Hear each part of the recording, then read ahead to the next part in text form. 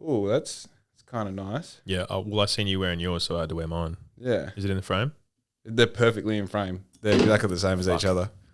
But How does he do it? They don't call me the Gage for nothing. 1 minute in. But yeah, I think it's like people are so used to reading captions now that they can put a caption on a still image. People don't even notice it's a still image. Yeah, and they're like, oh, what's this about? Oh, yeah, scroll. Because, there's even the scrollable carousel videos. So there's like 5 videos in one post and you go from one. Oh, right. Yeah. What's that? Well, because originally it was like just like 5 or 6 different, it's like usually memes, right? Or like 16 candid shots of some bitch's weekend. Yeah, separated with like scenic photos on a farm somewhere. Yeah. It's a photo of an orange juice, $15. I know what they do too. They put the thirsty pic as number 2. Yeah. So you see it once because Instagram will show you the same post twice if it's a carousel, but they'll show you the first slide and then the second one. Yeah. So I'm a thirst trap myself. But yeah, how's famous is pronounced famous, but when you put in front of it, it's infamous. Yeah, it's annoying. But then the same thing with Kansas and Arkansas states in the US. No way. Yeah, it should be Arkansas. Arkansas. Yeah. We can petition for it. You reckon? Mm-hmm. Well, look about when you spell fridge, you have a D in there, but refrigerator, it's... Not there at all. No. Frittage. I was spelling something the other day with a D in it, and I was like, this doesn't make any sense. What was it? Might have been a name, actually. Those are the worst ones. I was talking to a guy that I worked the other night about Georgia, but like Georja. Georgia. That's right up there, eh? Georgia. That's like, I don't want to go too hard because I've got a friend who's got a daughter named Georgia. Like that? Yeah, it's hard, but... It definitely feels like, I don't know, I've also like Shanice, Cherynyce, and then there's like Chanice. Yeah.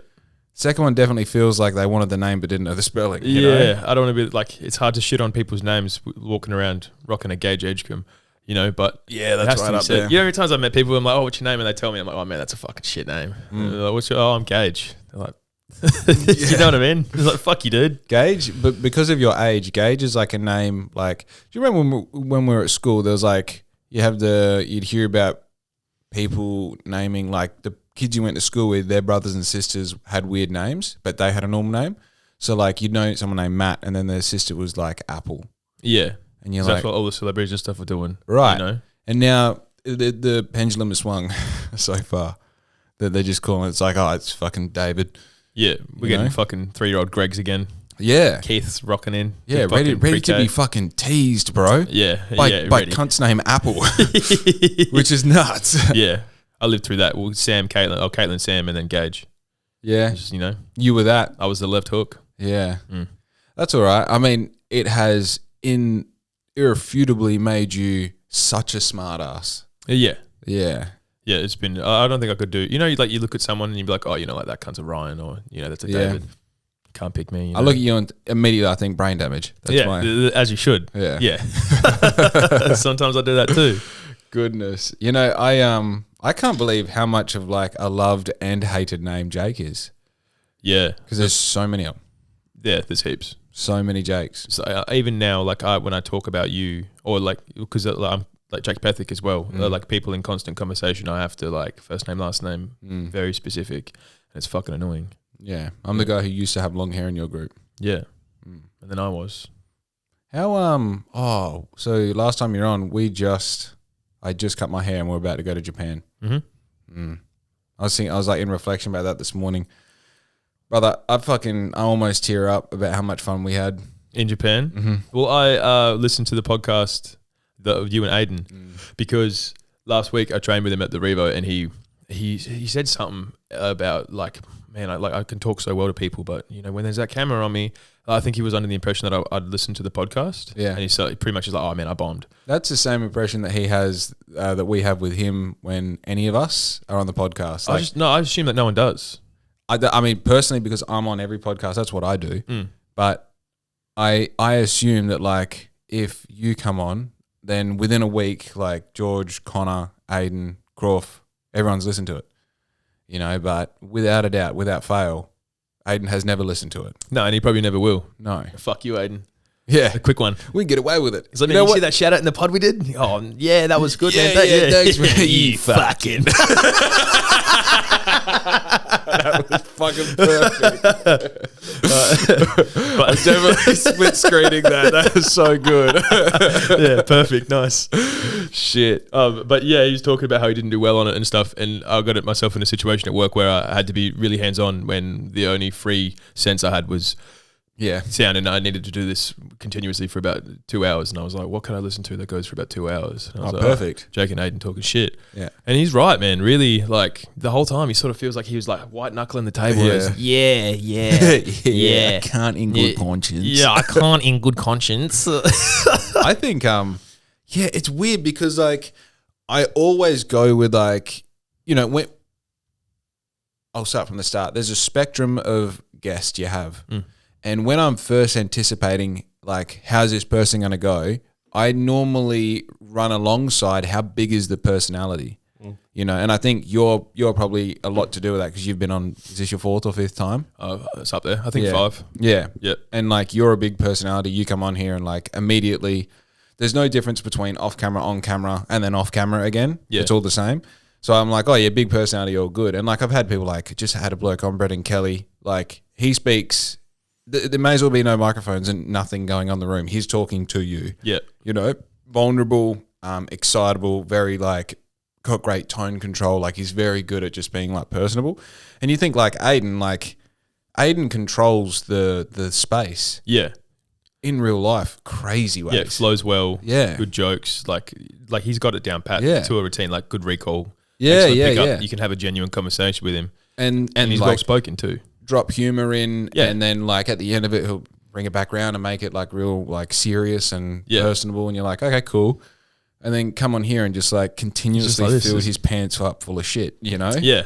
It wasn't that bad. No, fuck, I'm not going to protect him. Like he's not going to listen to this. Like that's what I mean though. In contrast to who he is like face to face, and then that it's like I wouldn't say it was a bad pod, but it wasn't Aiden. You can't look at that not knowing Aiden and then meet him out later and be at the same dude, you know what I mean? Yeah. I fucking hate talking about the pod on the pod, but we're here. We started it. I've definitely had a couple conversations where just afterwards I'm like, that sucked, and I hate it. Yeah. But like one of them in particular, I'm not going to give away too much. One of them in particular performed exceptionally well, and I still have people come up to me and be like, oh, I saw such and such on your podcast. And like I listened to that one and I love when you talked about this and this. I'm like, that felt like a one-dimensional interview where I was asking questions I don't care about. And like nothing could upset me more. Like I would rather have an interesting conversation where I'm actually illuminated by the answers with someone who brings nothing to the table as far as reach, exposure, like face value, whatever. I'd rather have a great conversation with my neighbor than have a boring conversation with a guest, like a celebrity. Yeah. Because to me, it's like, this isn't about like, I'd love it to perform well, but I would rather, this is like an unadulterated version of having a conversation with someone eye to eye and just like being in it, But yeah, it's, I don't know. Sometimes I just, you finish like, the ones I'm not interested in because I wrap them up under 90 minutes. Yeah. Well, that's all we really got time for now. He's like, what do you got on for the rest of the day? Fuck all, man. Yeah. I'm fucking regretting this for the rest of the day.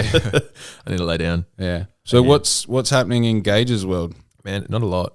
Been a pretty quiet couple of weeks. I'm pulling out another engine. I actually got started on that this morning. Doing the Hilux? Nah. The Honda Jazz, the work car. Oh, wow. Yeah, snapped the gearbox mount, and to replace that, I need to pull it all out.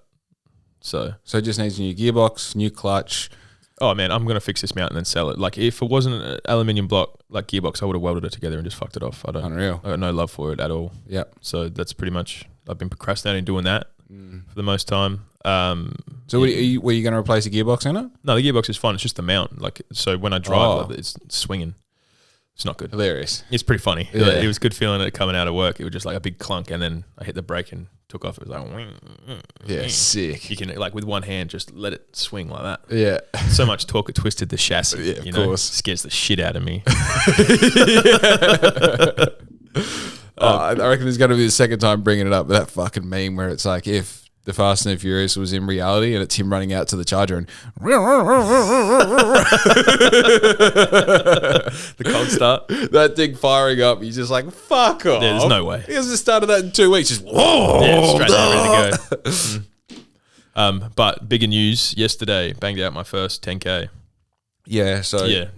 that is as exciting as it is like fucking crushing as being someone else in the friends group, because as we have discussed, you're only as good as your most recent run. Yeah. 100%. What was your last run? My last Who fucking run cares? I ran 10K yesterday. You know what I mean? was 5Ks at a 5:24 pace. Ooh. I mean, you've never done a 5:24 pace in a 1 kilometer run. So I guess it's, I mean, I You're don't know. shitting at me right now? I'm not saying if it's better or not. You pull I'm up just saying Strava. you haven't fucking pull up yourself, bro. No, fuck you. I'm not fucking doing that. No, what was my pace for the half marathon? It was actually pretty impressive. It was actually sub 6. But, sub 6, Yeah, sub my fucking balls, man. Who gives a fuck? I ran So 10K. what was your pace at 10K? I think it was like 6.14. Right. Sub 7. Sub 6:30. If I were you, I'd just backpedal a little Oh. bit, all right? Realize where you are. Yeah. Because you know what carried me? These legs. All right, fuckhead. All right? Hey, I went from no running. Don't forget, you've been running every week Yeah, for a that's minute. fucking I went nuts. from no running to doing 42 and a half kilometers in 1 week. Yeah, right. And I was like, the envy that I felt, like you said to me before, the envy you felt when I ran that 10K, because I knew I had to do, I needed to pull up my socks, because like you guys are all running, well not you, but the other boys, like the rest of the BY80, they're banging out like the 6s, the 7s, the 8s, and I'm like just pushing the 5, and like I'm not hitting sub 6, I'm not doing this, and I was like, I need to go phantom and then just bang out like just a chronic 10K, and then you're like, oh yeah, here's a 10, and then it was like, boom, here's a 21. Like, No. I started at 16 and a half. Oh yeah, sorry, there you go. So Yeah. boom, like just out of nowhere, it was rogue as fuck. You stole my thunder, man. I think, oh, dude, right now I'm in a full world of like panic because part of me is like, you fucking have to not run for a while because I did all that running and then did Bluff Knoll on the weekend. And now I'm like, have this weird, like cutting pain in my heels. Like, I don't know, I've never had that before. Yeah. And I'm like, oh, I need to go run like 30 Ks, or I need to do a quick 10, or I need to do something, like I'm getting antsy, but I'm also like, you need to recover because you're 32, brother. And if you do this, like you'll get it for 3 days, you'll have the glory. And then for 3 weeks, you'll have the injury. But you still banged out a 10K on your bike yesterday, didn't you? Yeah. Riding doesn't count. Yeah. Bro. But you're still moving the bits. Yeah. You know what I'm saying? And I'm like, so I lift weights while I'm printing as well. Cause it's like, printing sucks. You have to check it every 2 minutes. So it's like just enough time to like fucking pull in as many reps as you can. Just until the you're wife beater on, fucking hitting the curls. Dude, it's exactly what it is. I have the fucking Breaking Bad gas mask on. Yeah. I'm just out there fucking curling, pressing. I can't think of Like, it. all right, put it down and run back and check. Like, we're all good. Is it the fuck at the Wolf of Wall Street where there's a dude working out at the back and you just hit and he's like, "Hey, Ma, we having chicken for dinner or what?" That's you're yelling out to Riz. Dude, you'll be surprised how accurate that is. Yeah, I can imagine. It's, oh man, how's growing up in general? Like, just, we're adults and we just like, we went to Japan. Yep, that was pretty big. It's huge. We It's both cut our huge. hair off. That's probably That's nuts. That's massive, man. Like, I genuinely have a real fucking job and a haircut now. I'm the same. Respectable adult. Dude, And I was saying this the other day. Dude, when you're fucking to make a baby, that's adult stuff. yeah. That's adult stuff. Well, especially like, because doing it when you're not trying to make a baby and you don't pull out, you're like, oh, I forgot, Not even I forgot. I might have ruined my life. Yeah, all that. Yeah. But and you- you're like, like- hey, what's your name? And she's like, oh, like, it's a bit of a, So although with your missus, it's always awkward next morning. You're like, oh, like, so what does Flo say? You're not ovulating, right? Yeah. They're never not.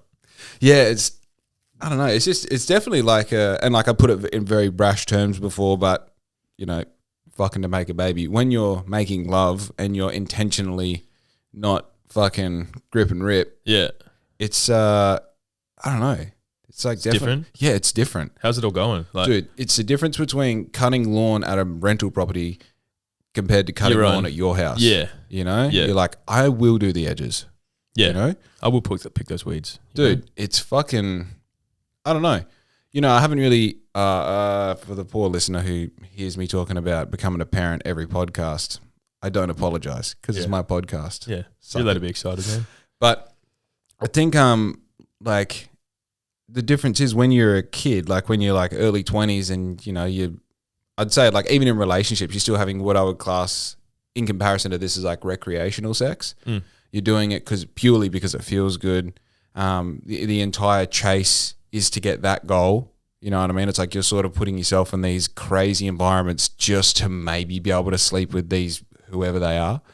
And I think that when you're, like I built a business and like house and like good friends group, community, like all these things. And it's like now we're like not only like, oh, if we had a baby, but when we have a baby, these are the sorts of parents we want to be. These are the things we want to implement. Like we're talking about, upgrading our cars later this year. And you're like, well, we sort of want a car that we can go camping in because we want to take our kids camping. Yeah. Either of us had that. Neither of us had that in our growing up. And it's sort of like, we would like to be the parents that take their kids camping and have kids that are comfortable, shitting in a hole and, being able to say hello to their neighbor at the campsite, being able to set things up and being able to critically think like.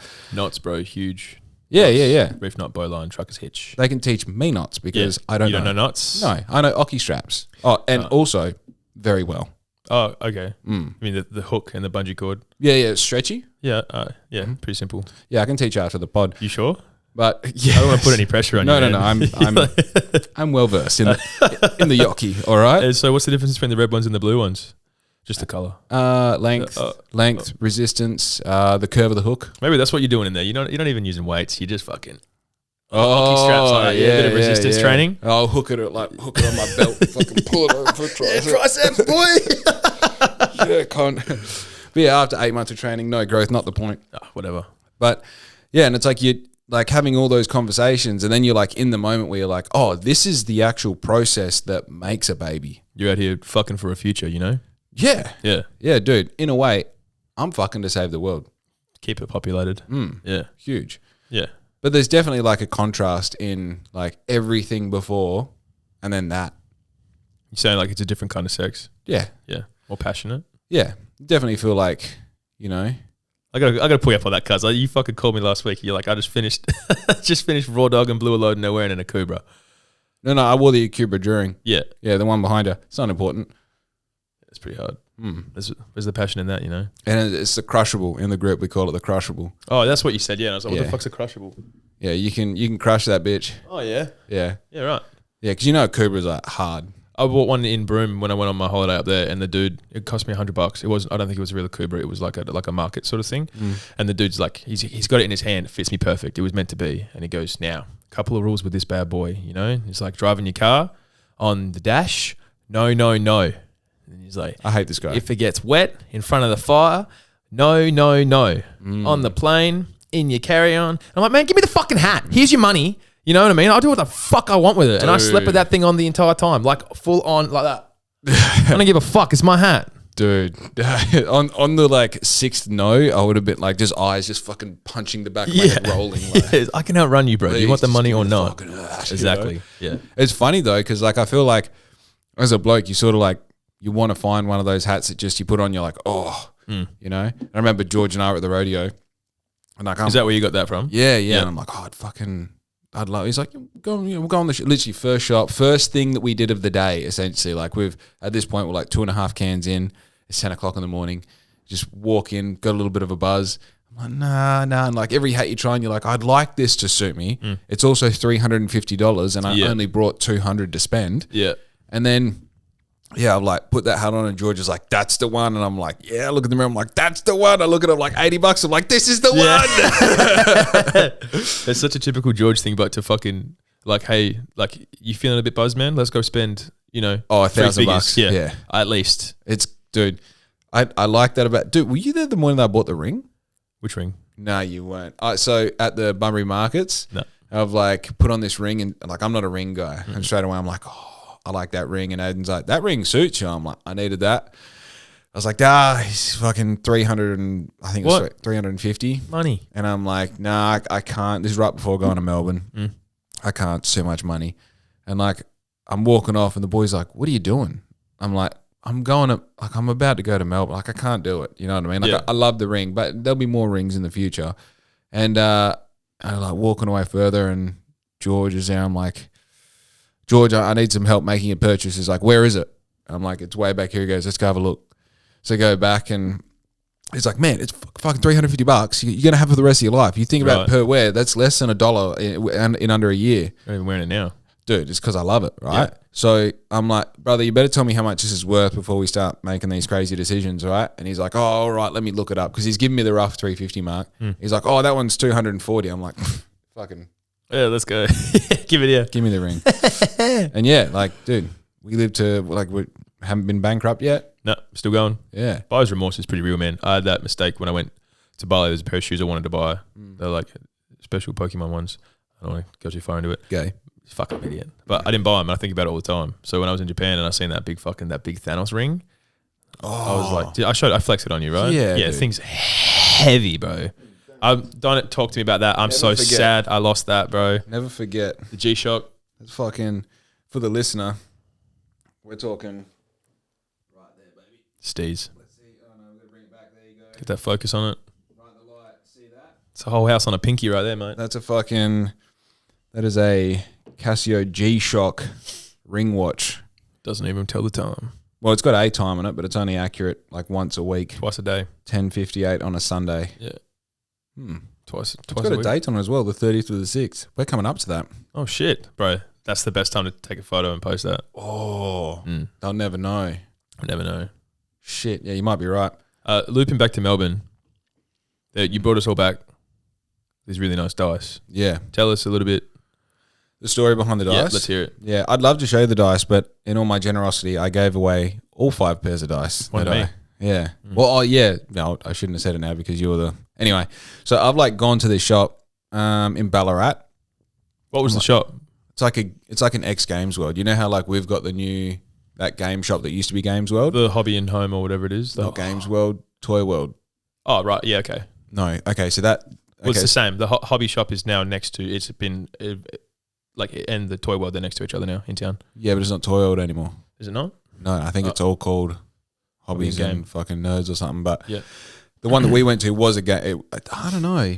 It might have been a Games World. Regardless, they had all that, like, all of those, like, board games that you never heard of before. Warhammer 40K. No idea what that's about. But, like,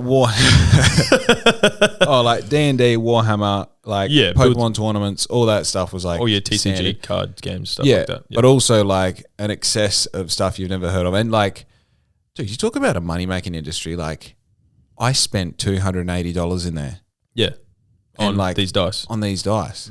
So, actually, I'm not even sure if everyone's paid me back. Not important. So, cool. I've gone in there. I'm like, have you got any cool dice? And there's these dice in there that I originally looked at.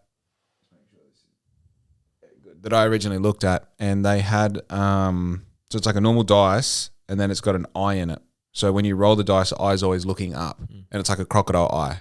It's not like a human eye. I was like, that's really cool. But the sets of dice have 5 or 7 dice in them, and every dice is different. There's only one 6-sided dice. Yep. So they're all the same style, all the same color, all have the same type of eye in them. But you've got one dice that's got 6 sides, one that's got 8, one that's got 30, one that's got 12. Because I think there is a game, maybe Dungeons and Dragons. Yeah, it'd be like rolling for integrity, stuff like that. You roll all of the dice, and all of them mean something. So I was like, all right, can I just buy one? They're like, no, you have to buy the whole set. And they got multiple sets. So I'm like, how much is a set? They're like $50. I'm like, all right. So you essentially get one dice for $50. Yeah. And then the rest are pointless. Yeah. So I was like, all right, very cool. We will, I'm going to get myself because also I had like fucking hustled to get to Melbourne. You know, like it's one of those, again, it was like Japan. Like we couldn't really afford to do it. We couldn't afford not to. Nana's 90th doing the thing. So I'm like selling shit off a marketplace and took over like, I think $1,500 in spending money. So I was like, you know what? $50 for a set of dice. I wouldn't normally, but I will. So, and this is also like an hour before that, I'd like finally purchased the New Balance, what are they, 6090s or whatever they are? The ones you wanted in Japan? Yeah, the black or black greys. Yeah. And I'm like, you know, I'm on one. So I'm like, if I can get the get the dice. Flash and cash. Yeah. Yeah. Oh yeah, and of course when you go to pay for it, like how much is it again? They're like $50 and you're fucking like going through fucking $1,200 worth of 20s. You're like, oh, just 3 of these, all right. So I did that, and then I'm talking to George on the phone maybe that night. I'm like, oh, I got these fucking dice. I'm fanging to show you, blah, blah, blah. And I maybe even sent someone a Snapchat of them. and I was like, before we go, do you want a set of these? Because I feel like when you say these, I'll almost end up giving them to you. And he's like, oh, yeah, I guess so. And I said, okay, I'll get you a set. So I get him a set, and then I'm like, talking to maybe Connor. Maybe Connor called me about something else while I was in the shop buying George's, and I was like, oh, I'm getting these dice. Yeah, fucking want some? Yeah, they're pretty cool. And I said, look, there's this because there's all these different ones. He's like, look, just get me whatever you think is cool. I'm like, cool. I call Aiden because I'm like, can't forget Aiden, and then got Aiden a set, and then so at this point I've bought 3 extra sets. Yeah, George, Aiden, and Connor.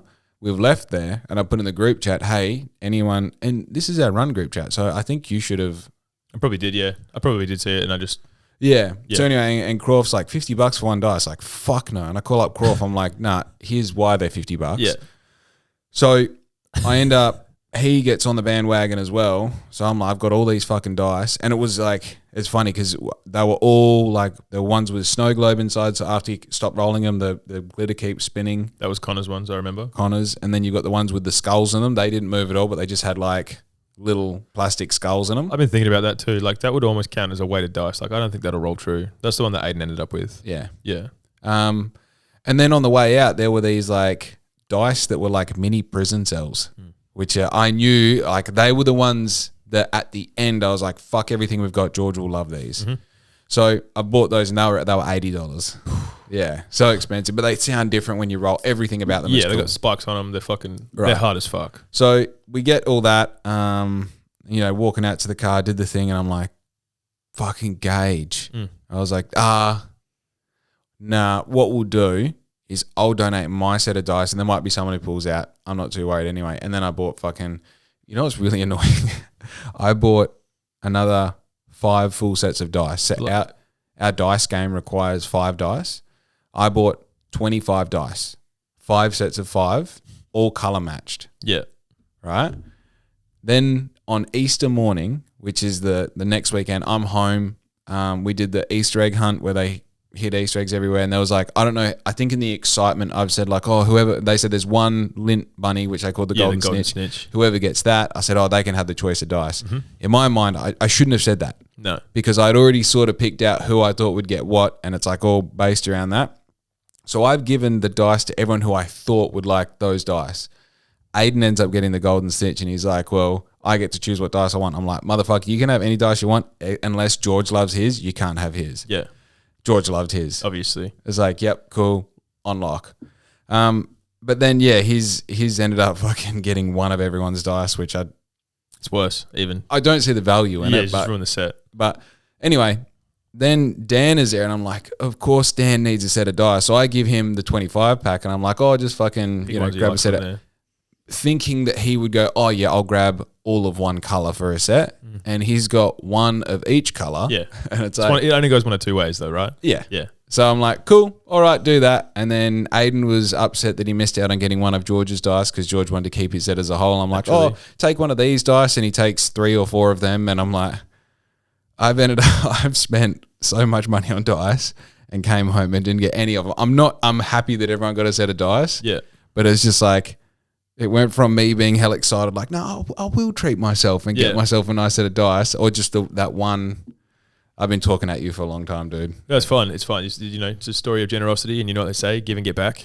You dude. And what I get back from this friends group is... that's what you get back. It's paying dividends, brother. Whoa. Have a look. This looks like the little control box you have on a Harley, eh? No way, dude. Way. Fuck off. Yeah, man. Dude, are you kidding? Nah. It could not have prepped this any better. I know. I didn't think you were going to fucking yammer on for so fucking long. Brother. Show the camera. This is nuts. So these are the exact dice I was talking about. So they have... I'm not going to be able to see it with this fucking camera. So these are the exact dice I was just been referencing. They have the eye in them. Yep. They got the float up. I got you the red and black. Good God, dude. Do you want to know... how much I got them for? Oh, you probably got them for like $12. 3? Really? Yeah. These are Temu special? Yep. And they had the one that George had on there as well. $3. Really? Yeah. That's okay. Well, I seen that. Well, it just come up like I was just having a look on Temu and they popped up cheap as, and I was like, no fucking way. I know that you spent money on those dice. And I was like, I have to get him some, and I have to let him know. I told George about it yesterday. He's like, they cost me $3, man. I'm going to give them to him tomorrow on the pod. George They didn't like, fucking cunt. So that's a markup. They didn't have this dice. It's got like an awkward end. No, they did. Oh, really? Yeah, I have this one. Yeah, right. Yep. Yeah, look, dude, I'm not mad at how any of it turned out. Like I know I sound butthurt, but I genuinely am happy that, like, especially Dan, like, it's cool that I had extra so Dan could have a set. Yeah. And now you have some too. Yeah, this is nuts. I'm gonna throw all these out. I only want to keep this one. That's fine. Do what you want. It's $3. You're throwing out fucking $2. Hey man, I'll get you fucking 5 more. You know, who gives a shit? Wow, thank you very much. No, dude. that's all right. That's fucking beautiful. Actually, these might even be your contribution to the table, eh? Oh no, they're gonna sit here. Didn't you? You've already put something on the table. Well, I got you that ring. To be fair. Did you? Yeah. Oh wow. Oh, did you pay for it? I think so, but like, I rolled it for you. Oh yeah. And we got the same G-Shock, which is nuts. And how's I fucking do the thing that I tell guests not to do, is like, Yeah, do it later, man. talking around the fucking. Do it later. But yeah, the when I was in Castlemaine and I saw the vending machine with Pokemon stuff in it, I'm like, fuck, got to get something for Gage. Yeah, and you crushed it too. Yeah, that was with cool. with Something the like Dash of the Corolla, the Joltik. Joltik. Yeah. It's the smallest Pokemon. Yeah. Yep. Brother, Life size. I live to give. You live to give, as do I.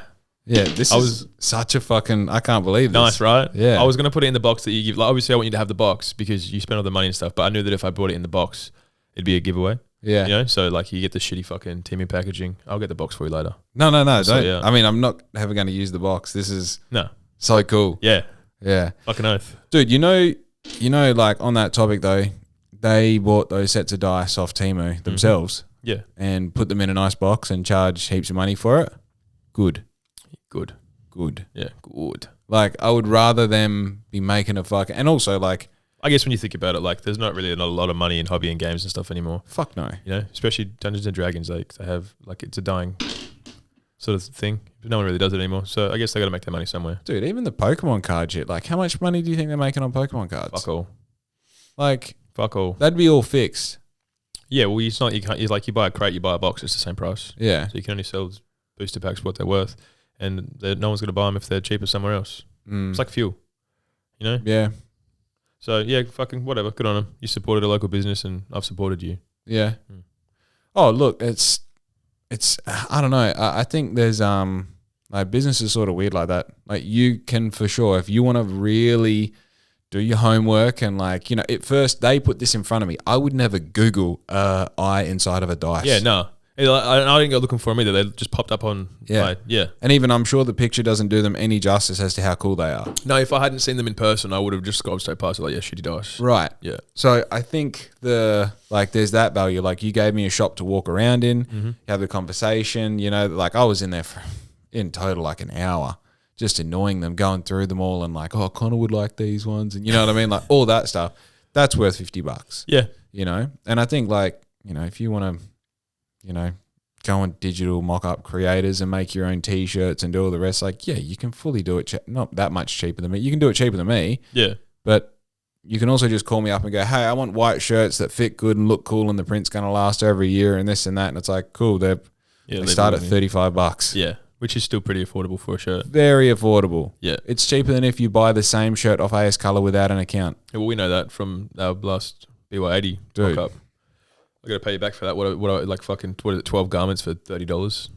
Oh, I wouldn't bet on that, but no, I haven't done all the pricing for that, eh? Oh, let me know when you do. Big tick on the dice there. I wrote it down so I wouldn't forget. Yeah. What's in the box, by the way? Don't open it. Yeah, shut up. It has to come in organically. Yeah. I was trying to give those to you last Saturday when I texted you and you said that you were heading up Bluff Knoll. Oh, yeah. Bluff Knoll was very... Yeah, it's 8 hours of driving for a one hour sort of activity. Well, you can take 2 hours if you go slow. Yeah, but we think with fucking Connor and Aiden and George, we're going to go slow? Sub 6. Dude. Sub 6, up the hill, sub 6. They're definitely, yeah, it's such an interesting crew, like talking to just peripheral people about, like, our run crew. It's like, I've partied the hardest I've ever partied with these people. You know, we're not health nuts. I think they're just all 3 of them are just very cardiovascularly inclined. It's crazy. Yeah, I think there's a certain amount of penance involved in running as well. Yeah. Like I got to wash away the sins of the weekend. Well, that's what I sort of got to yesterday. Is just like I know that I can run this 10K. I just know it's going to take a long time, and it was an hour. I think that's half of it. Yeah, it is. No, that's more than half. 75% of it is like I'm going to be doing this for a long time. Yeah, and it's boring. That's what it is. Yeah. I don't know if I feel like it's very like I have the add-on strategy. So like that 16.5, I went out to do 2. Yeah, and you just keep going. I'll just go the ocean. Double it. I'll just turn right instead of left. Yeah. I'll just do a lap of this oval while I'm here. I'll just go to the skate park. I'll just go to the bridge. Yeah. You know, and it's like literally it's adding on 500 meters at a time until I'm like, oh, I've done 8. I might do 20. You know, because if that's 8, I can do that double. Yeah. Did you have a point that you hit where you're like, this is considerably harder than what it was like 2 minutes ago? I always, when I run, I usually fall out at my 3rd K. That's like my breaking point, and then I hit the second win after that. But even this time, because I knew I was setting out to do 10. Yeah, and you know, like I kept a good pace on me. It was fine. And did you start hurting a kilometer before you finished it all?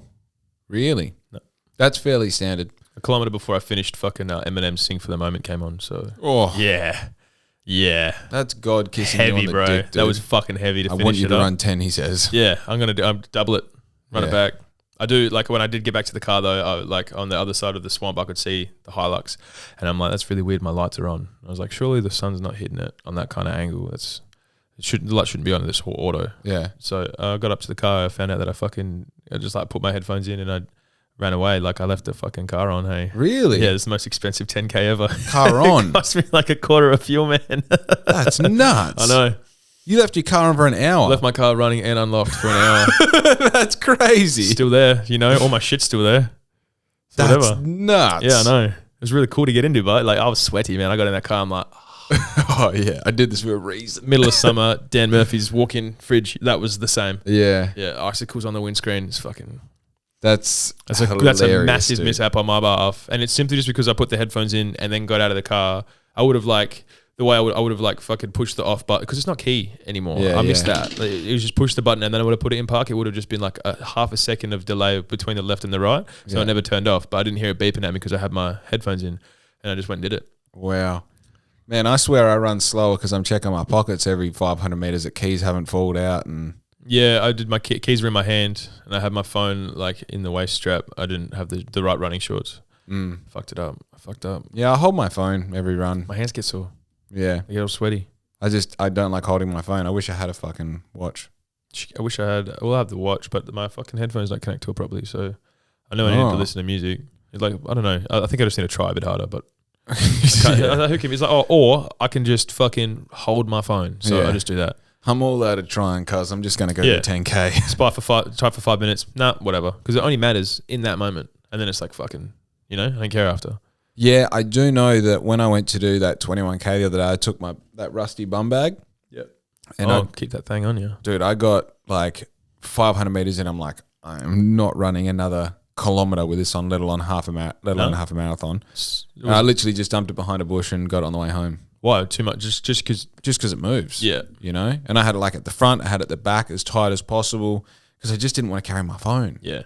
You get the shorts with the slip that go against your leg. It's fine if it's there. Yeah, but I got the 16 Pro Max, dude. It's like carrying around a fucking AK-47. The thing's huge. Yeah. It is a big phone. Yeah, and it's like dude, I just want to watch. Get a watch. Yeah. Oh, you had the watch, can't do it because you fucking, maybe the Garmin. The Garmin might work. This is the thing. I said that the other day, and I think because Aiden, his watch goes over a tattooed area, but I tried on Dan's watch the other day, and that would like occasionally get my heart rate. Yep. So, yeah. I don't know. I would wear a watch on the inside here. Show me. Because I got nothing there. Oh, yeah. That might work. Tactical, bro. Like that. Yeah, dude. I always used to think people who wore their watch on the inside, they would, you know what I mean? Weird. They were doing something in their spare time that I wouldn't agree with. But maybe I'm that guy. I don't know. You sort of have to be. They're forcing you to be it. Do you reckon they did it because they were forced to? No. I think they just watched too many army movies. Or is it an army thing? Yeah, when you go tactical, it's in John Wick as well. When you go tactical, I'm gonna put this down because the way that you hold your rifle like this, so you can still take the time, and then also with your watch exposed on the outside, there's a chance for glint to give away your position.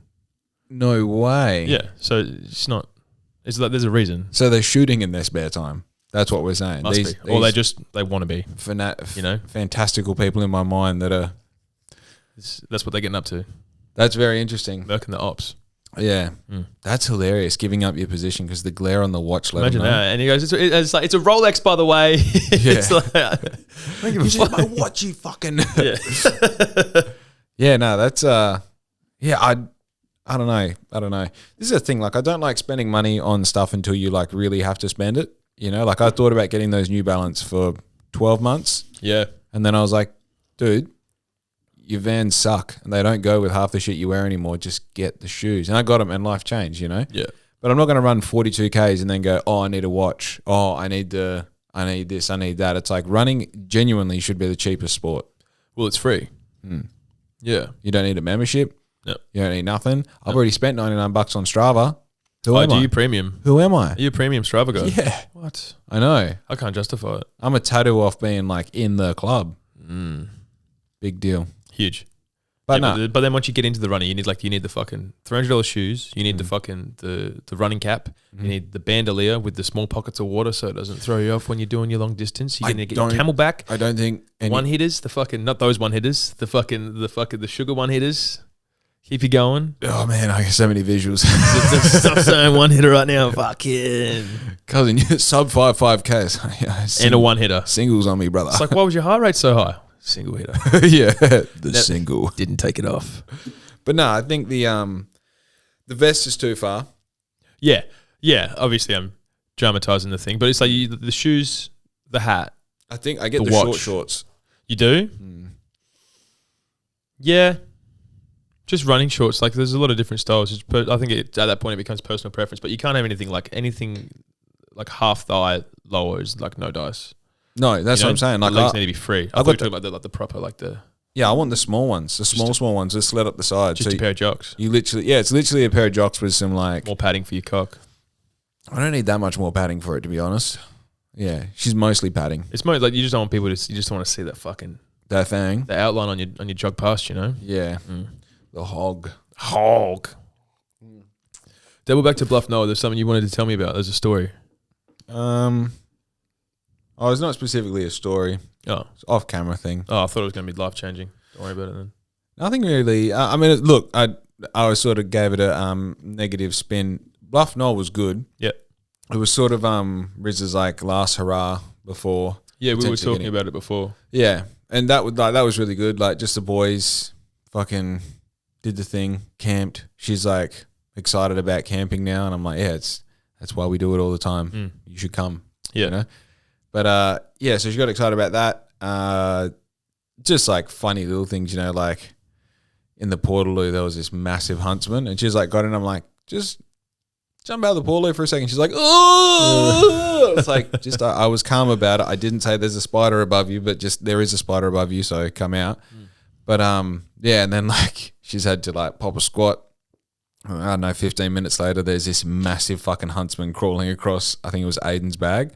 Hilarious though, because you know we like have the whole time Aiden's like, oh yeah, we'll like take the camper trailer down, and well, he's got one, so yeah. You know, it sleeps fucking 29 people, so why wouldn't we take it? Yeah, you know, and we're like, nah, because you snore, and he's like, no, it's only when I'm drunk. No, only fucking right. It's like I only snore when I'm drunk, man. Yeah, Foghorn Leghorn. We're like, nah, cousin. It's anyway. Are you telling me that you cunts didn't rip a couple of shandies that night anyway?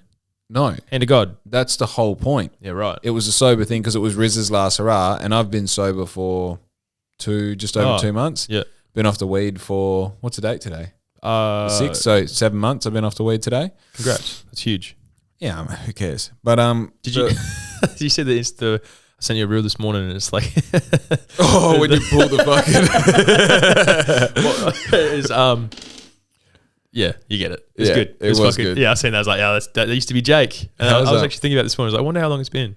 Yeah, it's been long enough. I think, you know what? We'll come back to it. It's an interesting relationship, hey? Because like I went from like having no remorse, smoking as much as I wanted, weed spin 50-50, just loving it. You know what I mean? Like had the perfect rig for it, like my rig, perfect cone piece, all the rest. I was just like, I know exactly what I like. It's that. I know exactly exactly the tobacco, exactly the mix, exactly how much in the cone piece. Like I just knew what I liked, you know? And then it was like, all right, got to pull my head in. This is after I sold the coffee van. Yep. Went truck driving, went sober. And it would still like creep in, you know? It'd be like last night shift, and I had this one supervisor that I used to go and, not the supervisor that I had on the podcast most recently, not him, for the sake of his safety. Different guy. You wouldn't know him. No, it's a different guy. He has since quit. Yeah. But yeah, him and I used to smoke bongs in the car park after our last night shift. Yep. And then like you'd have these fleeting moments where, you know, like, oh fuck, I've got 6 days off. And you'd be like, oh, I'm going to fucking hammer like 9 bongs in a row on the first day off. Yeah, you can rip a couple hot ones for sure. Yeah. So it was always sort of like in the periphery. And then when I stopped truck driving, I was like, my main goal, like, and I talk a lot about this time in my life, but there was definitely a thing where I'm like, I just don't want to be drug tested. I hate having to plan, like if we're going to go to a festival or do something, it's like there has to be this big like elaborate plan afterwards of like a week off essentially. Oh, recovering and water and you know, cranberry juice. Man, I used to knock back half a bottle of vitamin B just to just to flush. Fuck it up, yeah. Yep. I'd be pissing for days. Dude, and it sucks because like then you immediately, as soon as you hit that threshold of the party's done, you're like, recovery starts now. Yeah, pretty much. And I hate that. Because I can't just still banging nangs in the next room over and I'm making my 4th litre of green tea. Like, diuretics, only thing I'm going to be able to get it out of me. And then you fucking go back to work, you don't even get a blue light. You're like, fuck. What's all this for? Yeah, exactly. But yeah, I and so I picked up where I left off. Yeah. But this time I had, like Riz was in my life. No, I met Riz truck driving. So Riz didn't really know me before being a truck driver. And then having Riz in my life where it's like when I stopped truck driving, it was the intention to go traveling in a caravan. And yeah, I was like, this is fucking sick, you know, like on the road, smoking cones, like doing the thing. All good. Yeah. And then about the time we got Louis, I remember like being like 2 months into having Louis and I'm like, oh, I need to be here for this dog. And I know this thing that I'm doing is like killing me, you know, because of the tobacco. Yeah. And so then it's sort of like it started. And I remember having like, you know, weaning off tobacco and just going through hell because of it. And then like thinking I could just do it on the weekends and all these things and sort of fluctuating in and out of like, oh, I only smoke tobacco on the weekends and then I only smoke at all on the weekends. And then you'd like, that'd bleed into Monday and Tuesday. And then you'd have a month of smoking flat out and you're like, nah, I need to get this back into gear. And just constantly sort of talking about it and thinking about it. And I sort of resented myself for it. Like I hated that I spent so much energy on either being a smoker or not being a smoker or, you know, and just like little sort of lifestyle things that have bled into it, but I don't want to go into. But yeah, after the engagement party, I just sort of, I was like, I'm sick of this. Yeah, maybe telling me it's like I smashed my bong. And that was like what you spent, like you wanted to do it at like the day after the engagement party and then you waited a couple of days to make sure you definitely wanted to do it. Yeah. And then that was it. Is that right? Yeah. Yeah, wow. Yeah, brought Riz outside and Louis outside and I'm like, oh, I made it like a sacrifice. Yeah, pour one out. Yeah. Sort of thing. Yeah, pour out that fucking yucky filthy bong water. Fucking 3-year-old bong water. Well, literally like threw out everything. Yeah. Everything. Well, what's the point? You know, like to keep it around is to plan a relapse, essentially. You know? But yeah, so it's been, and like now that I've been out of it for long enough, I do have these moments where I'm like don't get me wrong, on a Friday afternoon when you've belted the week, like I mean, like we're doing now what I never dreamt of doing. Like we're in a position where I have a real business. You know, I was showing you a bit of stuff before we got started. Like that, just one of those jobs out there blows my mind from 6 months ago. Yeah, and it's like being completely sober and just being like, yeah, I'd like to smoke a joint. You know, of legally obtained medicinal marijuana. Yeah, I'd love to just like sit in the gazebo. And well, yeah, would you not? Like, especially imagine like being stoned here, infinitely more comfortable than being stoned at the last. You know, like any scenario where I've been before smoking weed. Yeah, always better here. It's just like, you know, I understand it. I think there is space for it, and I think I've never been more like dialed into discipline. I mean, fuck man, like today I woke up at 4:45 and prayed and read and planned and worked. and then went and made deliveries and then came back and printed and prepped for this and I'll do this and then after this I'll have half an hour for lunch and then I'm working through till 7:30 tonight with meetings, ordering, catching up on jobs and that. Like my discipline is so fucking crazy right now. Yeah, bro's locked in. And I think like there's something about smoking that sort of there's a fear there where you go, well, what if I enjoy it again? But I don't think that's there anymore. I think the enjoyment is in scarcity. It's not in abundance. Yeah. Yeah. Well, you come this far at least, like at least you're 12 months out. Then you get your chip and then you can worry about it after then. You know what I mean? Yeah. It's like, man, like I was pretty bad for drinking back when I was, oh God, like 16 through to like 19 up to probably about then. Real bad for it. Home from work, still living at mum's, like head down to the pub, get fucked up every day. And then, I got all about my health and stuff and I stopped drinking all the time. And I think probably for a little while there was the thought that like, oh man, like if I started drinking again, like I could probably fall back into it really easily. I can now say with full confidence that that's never going to happen. Like I don't come home from work after a hard day or like a hard day out in the shed or on the tools and just think to myself, it's like, man, fucking, if I could have a beer with dinner right now, that would just cherry on top. Like I'm well past it. I wouldn't even argue like it was alcoholism 100%. There's no sugarcoating it. And it's like, I beat that shit with a stick, man. Like I go, unless we're getting fucked up, like we're getting fucked up, I'm more or less celibate. Yeah, see, I don't, yeah. Outside of like being with Larissa, you, George, Aiden, Connor, I don't like, there's no environment where I'm like, oh, I'd go a drink. Like there's just, I mean, maybe like, no, even then, like every scenario I come up with, I like look around and it's like, you guys are there. Yeah. Like if we just ran a marathon or something and it's like, here's fucking we'd have a beer. six bloody, what are those silver cans called that you drink in Japan? 196? No. 196? No. They're a colourful can. But point being. Anyway, you'd have a beer with the boys. You definitely do it. Yeah, this situation. I had my sister's 30th last week. I got fucked up. Oh yeah, how was that? I got fucked up. Yeah. Yeah, it's pretty good. Yeah. I remember getting there. I remember getting fucked up. Stuff like that. But it's hard. Like think about mates that I don't see too much anymore. I'd love to go and catch up with them. But I'm like, the only real thing to do would be to go for a beer. And I was like, I don't really want a beer. So I just don't go out of my way to go see them, I think there's a certain like level of vulnerability when you drink as well that like, I have people in like business interactions like, oh yeah, we'll catch up for a drink. And I'm like, fuck no, we won't. Yeah. We will not, I promise you. Let's go for a sub 6 10K.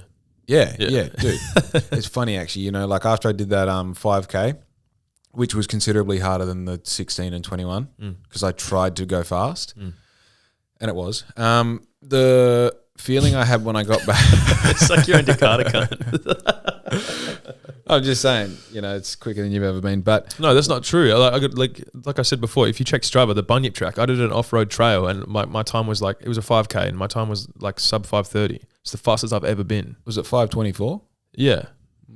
Mine was too. Oh, really? Mine was actually 5:23 and a half, I remember correctly. That's cute. Just Anyway, round it up for you. how many rounds did it take you to get there? Shut up, when I got home, I was had this massive bowl of pasta. Yeah. And Pepsi Max, and it was a good brew Pepsi Max, and I was like, It was a what, sorry? good brew. You know how like some Pepsi Maxes are. Oh, right. It was hitting. Yeah, it was just fucking top of the barrel. I thought that there was like some premium Pepsi I didn't know about. Yeah, you got to go through the whole carton to find it. I've messaged Pepsi before, like the company had asked for a crystal. Yeah. They said fucking no. And I was like, man, if you find one on the shelf somewhere, fucking let me know. That's fucking wild. I want to try it. There's also Pepsi Blue. Have you seen that? Pepsi Max Blue? No. There's a part of me that's like, oh, I'm not going to fucking get something that's artificially coloured blue. It's like, you think Pepsi Max is genuinely the colour that it comes? It's definitely coloured. Yeah, no, yeah, for sure. To be cola. Yeah. Cola coloured. Yeah. But is this new? Like, is it now? Yeah. Oh, right. Well, it was in Victoria. Pepsi Crystal was like, they stopped making them in like 2000 or something. You can buy them on eBay for like I know what you're talking $90. about. Because, did Sprite do it? Sprite did it as well. They had Sprite Zero. It was blue, but just a bottle. That's what it was. Yeah, because Sprite's all transparent. Yeah, that was transparent too. It was just in a blue bottle. I used to like those. Yeah, but yeah. That's ages ago. Yeah, that's like 2002, 2001, 2010s-ish. I remember I used to get them. Oh, really? With my chicken treat meal. Yep. Wow. Yeah, I know. I drank them with Port Hedland, so that puts me at 9. Oh, there you go. 9 or 10. Yeah. Have you had chicken treat lately? No, not since Joe stopped working there. I got no reason to go anymore. Every now and again, like their wraps go hard. The chips go hard. Yeah, the chips do go hard. What I usually do, the bridge, I usually go get a fucking buttload of sushi from there, and then I get a monster chips from Chicken Treat, and I go home and just fucking. Oh, yeah, that's a move. Coma. Yeah, it is. Bit of white pepper on the chips too. Life hack, brother. Mm-hmm. Yeah, that's cooking. How's Have you had Taib chips? I don't think I have. No. He always gives you more chips than what you need. Hoss. And he's got fucking. Have you had anything from Taib? No. Where does he park up? Is he usually on the back beach there with the flags and stuff? Yeah. Yeah. On weird nights, maybe like Wednesday and Saturday. Yeah. But he does like a good snack box. It's not like a traditional snack box. It's like a Lebanese snack box. Where'd you get a fucking mandarin from? I had it. I got it before. Do you want a segi? Yeah, I'd love a segi. Yeah. Yeah, his chips, and it's not his chips, it's his fucking seasoning. Yeah. And my God, it's so Moorish, you know? What? The word Moorish. Yeah, it's good. It's just nice to hear it, you know what I mean? Yeah, in context? Yeah, I've only heard that crack is really, really Moorish. Yeah. Super Hans, I can't think of the show right now. How's the other day, like, really hard to do a not gay throw in this position, hey? Real limp-wristed there. Hey. Settle. ASMR for that. That's a good segi. ASMR.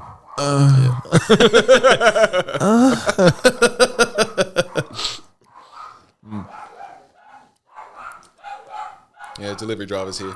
Yeah, we'll give it a minute. Guard dog's on patrol. She doesn't finish the one bark before she does the next one. I know how she does it. Hey, Lewis. She's fucking crazy. When I was younger, it was like park down the road so Mum doesn't hear you and I'll sneak out. And now it's like park down the road so Louis doesn't wake up the whole fucking neighborhood. Yeah, you know, dude. Do you think I'm not pissed off? Oh, I know you are. Nothing like when you're in like a subpar mood, and then someone comes to the door and you're just trying to like negotiate, navigate, whatever it is with them, you know, and she's just in the background just you're just like, brother, like, please stop. I remember when you would just post reverse vasectomy and I come over to drop those shirts off for you, and I was like, I tried to be quiet, and Riz is like, oh, don't mind Jake, like he's just having a bit of a lay down, and Louis was going the whole time I was here, and just as I get in the car to pull off, I just hear, Louis, shut the fuck up. I was one of these like, Daddy's cranky. Oh, big boy Yelly. As he just comes in here all happy, she's like, I fucking got him. He's like, someone call my name. Hey, Louis, yeah, knock all the lights and shit. You're right. Yeah, do whatever. Hey, buddy, how'd you go? You have fun? Come here. No, get fucked. She's going to go bark again. Yeah. Cool. Yeah, sick. I did that. Yeah, no, Nick's, that's definitely my recommendation for Taib's. Yeah, Taib chips. Because it's kebabs and stuff too, right? Yeah, I think he does lamb kebabs, chicken kebabs. He does like Doner a snack kebabs. box. Yeah, Donna's just mixed, eh? Yeah. Yeah. He does a snack box, chips. He does a mean can of Coke Zero. No Pepsi Max? I don't think so. He's got a Pepsi Max fridge at his place. I'm like, brother, when you retire, Gimme. understand, put it in the will now. Yeah, just in case something happens. Yeah. You know? Nah, that's a very cool fridge. How's Dad's moving house at the moment? It's like he did his final sweep of like. Oh, did he end up getting a place local to this? No, he wanted to. He ended up going near where he's come from. But so you do like the final sweep is like, yeah, throwing all that shit out, donating all of that. That's going to garage sale, keeping all of that. You're like, oh yeah, cool. And like you know, go through all the stuff that's in the garage sale and being donated and donate. Like, oh, this and that. Wouldn't mind that over there, you know, but he's keeping that.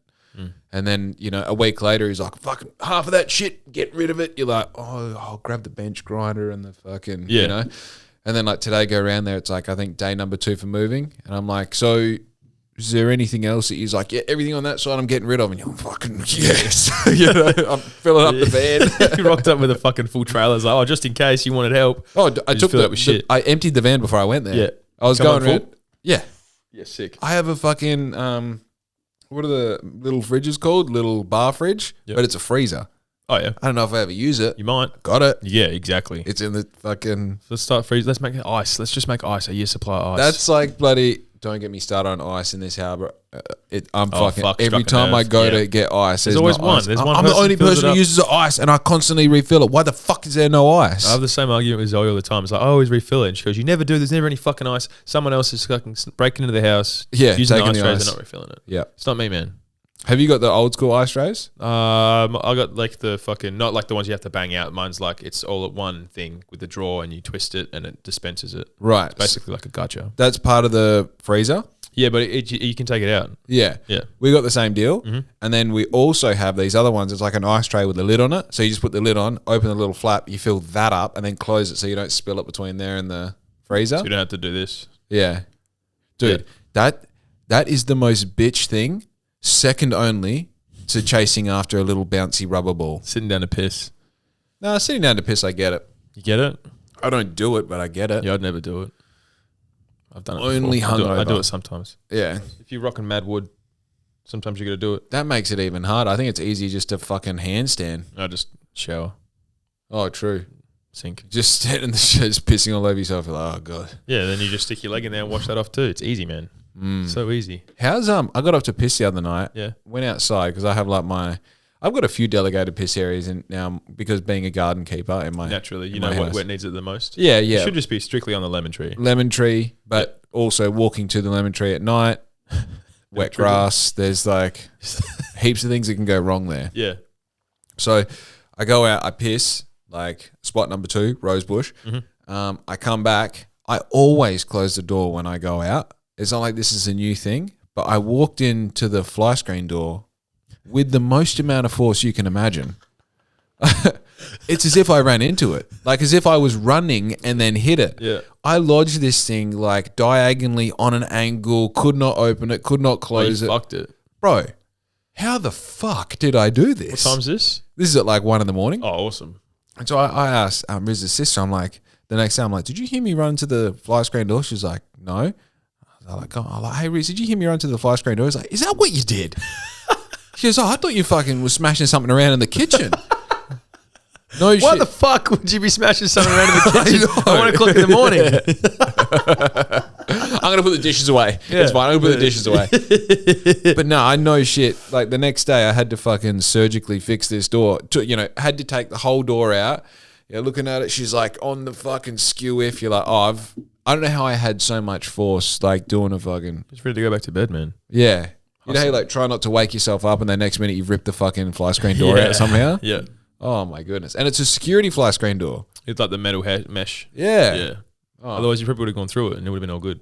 Wouldn't noticed. Yeah, I still wouldn't have noticed. Yeah. Ridiculous. Oh, I got to wee. You got a wee? I got to wee real bad. Yeah, we'll do that. Yeah. Quick break. Yeah. Quick wee break.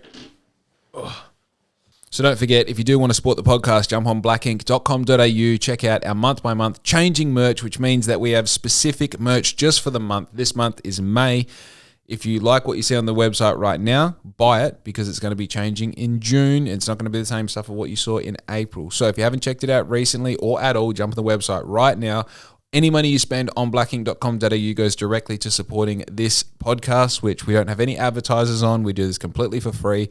When I say we, I mean me. It's all my time, all my energy just making this podcast. So if you want to support it, do the thing. Get on the website. Buy some merch. Buy some fucking merch. Quick plug. Yeah, why not? It has to be done. For the boys. Let me get back in here. Out of 10, how was it? Oh, it was loud. Right up And there? I did, right up there was shit coming. Yeah. And I made sure that it's like the water the whole time. So What do you mean? like I didn't Oh, full, like, yeah. I I bowl, get it. like all noise. Like I'm surprised you didn't hear it in here. Body to body. Body to body. Yeah. Unreal. That's perfect, man. Yeah. Yeah. It's good. I think Write that one down. That's fucking... body to body to body. Yeah, all over it. Thank you. Yeah, I drank a lot of water today. Yeah, I must admit, I get that, like, because I wake straight up and do I think it's 700 ml of water with salt and lemon, and man, by the time you hit like 6:30, it's like, I'm Right pissed. through the knees. Oh, it's crazy. Crazy. Yep. But yeah. So what's your main memory of Japan? What do you take from that amazing trip of ours? There was a lot to take in, and like obviously like, but I pretty much had 2 holidays, right? Like I went with Zoe, and then I spent some time with you guys as well. Man, karaoke, hands down, like the one that stands out the most is ironically the one that you missed. Yeah, And it's like Aiden did cover it in the podcast, but it's like we walk in and she's like, you buy the song and then you sing. Like it was just normal music, a bunch of people, a few mobs, and I went in there with intentions of doing Since You've Been Gone. Like I'd been thinking about it. Like I spoke to like 6 weeks of Duolingo to prep me for the conversation I had with the bird at the front desk of your hotel. Karaoke wa doko desu ka? Like where's the karaoke? Yeah. And she put it into my phone, and then we walked there and we went there and there wasn't any fucking karaoke. Wild. And I was like, well, so how are we, like, what's the go? And she goes, oh, like, $2 for a song. And then we play it, and then you start singing it. And I look at Aiden, and then Aiden looks at me and over at George, and George didn't want to do it at all. He wanted no part of this. And he goes, man, starting karaoke, bro, like, that's so rogue, dude. Yeah. And I looked at Aiden, and he's sort of like, oh, like, I will if you will. And none of us wanted to do it, but we all, like, I wanted to do it. Yeah. And I go talk to that mob over there. Like, they look like they're Aussie. And I up and spoke to them, and I was like, are you guys from Australia? And so like, yeah, why? And I was like, I just wanted to know if you guys wanted to sing a bit of karaoke. And then one of them was like, I fucking knew you were going to say that, cunt. And they're like, yeah, we'll get down for that. Like, let's go. Wild. And I was like, all right, sick. Like we're on here. So we go up, $2. $2 a song's a bit heinous. Yeah. I would have given those guys like $60, man, easy. Yeah. But yeah, belted that out, and then we just started something. Like it comes in as like me and Aiden, Since You've Been Gone, and then by the end of it, you've got like all of those guys, all the dudes that were outside. Everyone's in a circle, linked arms, singing Taylor Swift's Love Story. Like Wow. 3 mics are going between everyone. Like we're all jumping around. It was like it was beautiful. It was fantastic. Fuck, that's actually beautiful. It was a perfect moment, man. It couldn't have been any better. And then 3 bitches rocked up and started taking the mugs off people, and then it was over. Oh yeah. Oh yeah, fucking. Isn't that crazy? That's like that's a common thing when chicks. I shouldn't say. Nah, fuck it. When chicks rock up, like Zoe was there and she was having fun. Yeah, she wasn't like trying to steal it from anyone. They were. I don't think it was like it doesn't sound like a boys girls thing. It sounds like that type of girl where they're like, oh, we want to have fun too. Do it somewhere else. Yeah, and it's like it's all good, but we've already established ourselves as the big dogs here. Yeah, we've been here for a while. Because like Ty and stuff were just around. Aiden's like, I'm fucking 9 cans deep. Well, that was when we're on the pints of the chew high or whatever it is. Oh, okay. So it's like the big jug, and then it's just whatever flavoring you want. So we ran through all of those. Like we're drinking the jugs of it, and it's like, and it's not like it was just like a young demographic either. Like obviously the other mob were relatively like young-ish like us, but there was a couple of old boys behind me giving me a pat on the back. Like my range knows no bounds. You know what I mean? Like I couldn't even tell you what songs we hit. I think I did fucking John Denver's Thank God I'm a Country Boy, square dance through the entire flute solo. No one liked that. I fucking did it though. And fucking like it's fucking it was perfect. Bit of old, bit of new, a bit of this. Someone put on fucking the Eminem song, fucking no, not fact. I can't get Ask Like That. Oh yeah, and then just didn't show up when the song started playing. Yeah, so I had to take the reins, and it's horrible. It was horrible, but it had to be done. Dude, I got maybe 25 seconds into singing Fack, and I'm like, this is so too hard. inappropriate. Yeah, man, and it's too hard. Yeah, no, not it. Yeah, I remember sitting there and like I'm getting into it, no one else is. I'm like, well, it's time to stop. This is me now. Yeah, I'm the guy who sings, fat guy. Yells inappropriate stuff to music. It is as bad as it gets. Yeah, well, that's based off that one time we were at Kick-Ons and that where like you sing any Eminem song start to finish, and she's like, I'll do Fack, and we're like, fuck off, you'll do Fack. That's she's nuts. like, put it on. Yeah, and she did. Yeah, it was nuts. Yeah, it was crazy. By the way, still not impressed. I in reflection, I think that what tapped me out of that night was the Zin. The Zin. Do you have any of those Jap Zins here? Did you bought some back, eh? I do, but when I got back from Margaret River, you went to Margaret River. Fuck, man. I know. Oh, we almost bought a car. I remember that. You talk about that with the one with the Aiden, yeah. Just the Singos in the glove box. Yeah. Surely you got Singos. Oh, let me check. I don't think there's any Singos in the car. She's in the glove box as if she's like looking for something. You don't know what you're looking for. It'd be worse if she had one too. Yeah, like, it's just it. Like that is yeah, surprisingly, yeah. Give it here. Yeah, let me run that up for you. But yeah, when I got back from Margaret River, I was like, radio. Like I fucking said to Riz, I'm going sober. She's like, yeah. I'm like, I'm throwing all this shit out. She's like, Stallion, why don't you give me all that stuff, and then when you're done being sober, you can have there's like cigars and fucking all the shit because you spent big money, or not huge money, but it was an investment at the end of the trip, and then to just come home and throw it in the bin, sort of yeah, it sucks. counterintuitive. So short answer is yes, I have 75. It's in. Yeah, But they're locked away. Yeah, but they're lock and Rainy key day. somewhere I don't know. But I feel like also, you know, I don't know, it's not appropriate for the podcast. That's all right. Worry about it later. Yeah, I think the whole the sobriety thing's just interesting. Like to go back to that for a moment, it's just like I'm putting runs on the board at the moment, Like I'm as dialed in as I was saying before, like everything like right now, it feels like I've known internally that I can go super hard.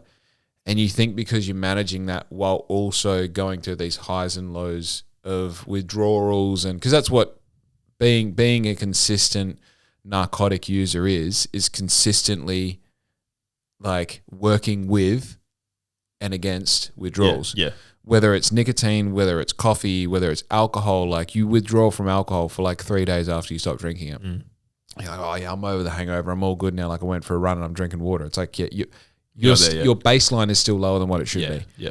And I think like now some of the results that we're getting are just like, it's because I have no downtime. Wasn't that hard? Like I know that every guy thinks this too, but like when you sit there and you think it's like, man, if I joined up at a boxing gym tomorrow, I'd be an MMA champion in a month. Yeah, every guy thinks that, and it's because maybe you can now. Yeah, maybe it's time. Book those flights to Dagestan. Yeah, well, I think like for sure, I definitely go like, I remember when I first did all this shit in the caravan like 5 years ago now.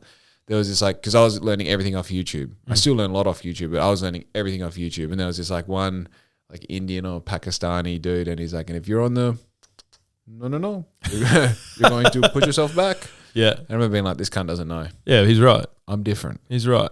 And he's 100% right. Yeah, man, like 10Ks is a big accomplishment for all of us, but it's also incredibly obtainable. Like it's super, like us doing all this running consistent. We've been at Run Club 12 months, just over 12 months now. I think we've pushing that, and we're all doing it. Well, we've all done it. Everyone should be able to run 10K at least once in your life. Yeah, and it's all these little things that hold everyone back. Yeah, and I think it's actually a correlation of heaps of little things. Oh yeah. But one of the biggest ones, and I think that why I struggle a little bit more than everyone else, is like the vaping and stuff, bro. Like I vaped for years, like a long time, and I feel it. Like when I'm like at the end of my wits, like I can't get enough oxygen into, like I physically can't force it in there anymore. And I'm like, that's it, man. Like I gotta, like I'm still popping the lip pillows up. They're fucking awesome. I love them. But like nothing into my lungs, and I feel it already like infinitely better. Like I ripped one for the 30th, had to happen. And that whole week afterwards, it was like just a flight of stairs and I'm puffed. Like that shit's, that's crazy. It's an epidemic, bro. It's bad. I don't know if I feel like it's worse than smoke. Well, to a point, yeah, because like you have a cigarette. Like, look, there's arguments you can make all of them which way. Like the end is they're both pretty bad. But it's like if you're vaping, like you're vaping in the car, which you can smoke in the car, but you're vaping like you pop outside for a second, you rip one there. You're laying in bed, you fucking hoon, wake up in the middle of the night, have a quick fucking rip on it. Like if you're like that, and because it's so easy, it's accessible. It doesn't have any, like there's no bad smell afterwards. It doesn't leave a bad taste in your mouth. Yeah. Like they've just got all the bad things about smoking. They fucked it off and they've just made it better and electronic. Yeah. It's crazy. Yeah, no, and there's no fucking lighter involved. No, it's easy, man. Like I could if I'd had one right now, I would have been ripping it the entire time we've been talking, and it's so passive you don't even realize it. And it's bad. Like it's really bad. You don't realize what it does to you. That middle of the night shit. I mean, that's scary. But when I stopped truck driving and I was like, oh, we're back. Like I'd be excited if I woke up and it was midnight because you could fucking get a hot one in. Go rip the fucking filthiest one because you're like, I got nothing on. And I deserve this. I done all this work. I saved up all my money. Yeah, piss it away. And yeah, dude, I just fucking go out and rip it and go back to bed just smelling like pure shit. And like it would be a fucking struggle to get back to bed. Because you've had nicotine high from like, have you ever smoked backy cone? Yeah. So it's like you get like the popping, tingling feeling in your in your head and your fingers and your toes, and you just like fucking try not to pass out on your way back to the, like it's disgusting talking about it now. That's literally what it is. Yeah. And like you get back to bed and you're like, oh, I'll put on an episode of The Sims. You know, like it was literally like that. Yeah. And yeah, it's fucking, I don't know. I think that idea that you could just wake up and you're like, go take a piss and you're like, maybe sneak a quick one in, hit the vape a couple times and maybe like scroll for 5 minutes. Yeah, and then you're awake. So you're not getting any REM sleep. You're not doing any recovery. No deep cycle. Like, man, you wake up feeling like shit. And what's the first thing that you do when you fucking wake up? You roll over, check your phone, hit the vape. Yeah, it's poison, dude. Dude, I don't look at a screen now for half an hour when I wake up. Yeah, like I leave my phone in here. I woke up this morning to like get the day started, go to the gym and stuff. Woke Zoe up in the meantime because I'm a clunky motherfucker, and I hear her in the bedroom. She's like, "What the fuck?" I don't know what happened. So I like walked in there, like, "What's going on?" And she's like, "Look at this." And she's woken up, checked her phone, and the first thing that's come up was someone posting on like a Perth driving group or whatever. Some cunt in a fucking orange Ford Ranger at the lights, just fucking pulling his little dick. Really? So I was like, the first thing you saw after 20 minutes after opening your eyes was some other dude's dick. That's pretty funny. In a Ranger though, checks out. Yeah, it has to be. That's a shit way to start your day. For him or her? Her. Probably him too. Number plate, no. Like, there's no getting away from that. That's bad. It's nuts, bro. And it's like little helmet head, circumcised, just shiny as hell. Wow. Yeah. Just a little red stinger. That's kind of badass when you think about it. No. It's not up there with shit and coming. It is coming though. Well, I'll tell you what, I'll be playing with it on my way home from night shift if I'm falling asleep. Well, you roll it around a little. Yeah. Really? Yeah, I found out once. I was driving home from Perth with a hangover one time and I was a bit on the nod and I just started fucking going at it, man. Halfway down Forest Highway and I got a bit too far ahead of myself and no way. Had to kick the shoe off to sacrifice a sock and leave it on Forest. So you learn to like fucking pace yourself. But yeah, I tell cunts all the time, like, man, if you never work night shift before, you start falling asleep, just fucking get it out and play with it. Like, just hit the fucking... Don't beat it like it owes you money. Like, you don't That's know. before the singer. You're like steps before the singer. You know that, right? Well, could you imagine? It's like, yeah, everything for night shift. Got my lunch. I got my fucking battery pack, and I got my single hitter for the drive home. Unreal. Yeah, it's like these guys buying beaded fucking seat covers. It's like, no, mate, you're spending your money in the wrong place. You're fucking around. Yeah, you're wasting your money. Open the glove box. Like, what the fuck is that? Year supply single hitters. No hard cases in it, just all soft. Yeah, just all the softies. It's like, obviously you bring your own tube, you fill them up as you. And the tube is reusable, bro. Yeah, that's the only bit that is. And then out the window when you're done. It's biodegradable. It's fine. Well, but every single I throw out the window, it actually grows into a tree. Did you know that? Well, I put seeds in them before I do it. It's like, I mean, how long does it take for texture. fucking silicon to disintegrate? It can't be that long. It's like in 10,000 years, it's going to grow a pine tree over there. Yeah, pine cum tree. You're welcome. By the way, to the futures. Man, that's oh look, we've all done it. Yeah. You know what I mean? It's not like it's fucking new technology to me. No, it's pretty archaic, but it fucking works. I feel like the difference between flashback, them too much for the podcast. Oh, yeah, heavy. Like OnlyFans days. Heavy. Yeah. But I feel like the control there is that I recorded it, not someone else.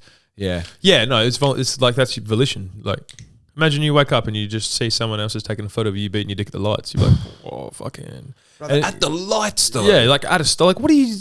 Just wait. Yeah. Man, wait.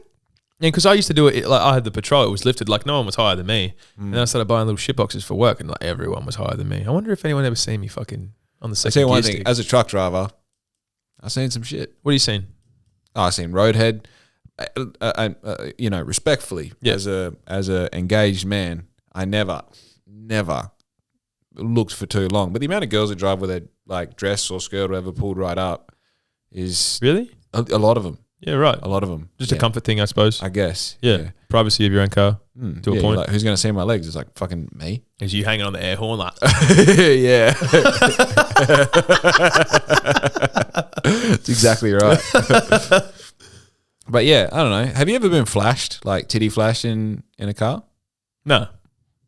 Twice I've been titty flashed. That's weird. I remember... Oh, fuck, we're getting a lot of stories that are almost too much for the podcast. I remember one time, it's too much. Yeah, it is. You're backing out. I was like, what word should I use? No, we'll save it for later. Yeah. But no, it's, but you got to think like truck, you literally look directly down into people's car. Yeah, they got no privacy in those big bad boys. And the amount of people that drive with no window tint, I can't trust someone who doesn't have window tint. I don't have window tint on the Corolla. Yeah, but that's a Corolla. You could needs say to be it's done. going to happen. Ethan said I needed to do it. So I get rid of that fucking fishbowl. And I'd never even thought about it before. And it's like, I should have done it a long time ago. I got pinned for no seatbelt. There's like 4 demerits. First thing I do in any car is window tint. I know, I've got to get it sorted. I'm such a... Actually, you know who does it? Leighton at Novus. Oh, yeah. They do tinting. Yep. Yeah, he did my windscreen in the van. You did like darkest legal on that, eh? Yeah. Yeah. Yeah. So the back of it is like painted, essentially. Yeah. Like you cannot see through it. On the brightest day, you cannot see in the back. We put that to the test on the last Black Ink Day. Yeah, we did. Yeah, and it's good. It's that shit is painted black. Yeah. Yeah. This year's Black Ink Day is starting to take some awesome shape. I was going to mention it up, bring it up to you in passing. Obviously, it's coming up. Have you got... Well, fucking Aiden's 30th is coming up this year too. Have you guys started a ball rolling on that as well? Yeah, he came around here and we planned... He told me what he wanted to do and just sort of like... I don't know if ask for advice is the right way to put it, but like just sort of said, here's what I'm thinking. Here's this group size I'm thinking. Here's what I want to do and how long I want it to last. And as someone who regularly organises things for a lot of people that last more than 24 hours, I think if you can pull it off, it'll be really good. Sick. But those are pretty close together though, right? I want to do Black Ink. So team building days typically is in December. Yep. Oh yeah. I want to more is October. I think it's September. Okay. So I want to pull that forward so that I'm not competing with Christmas parties, not competing with heat. Yep. There's like heaps of things that I don't want to be fucking around with. But so yeah, I'm thinking like October, early November. But yeah, just like classic. I think what I'm going to do this time is we're going to go sparrows. What's sparrows? Like start at first thing in the morning. Oh, sparrows fart. Yeah. So like literally like pick up at like 4:30. Yep. And then that way, because the reality is like Black Ink team building day finishes when everyone goes to sleep.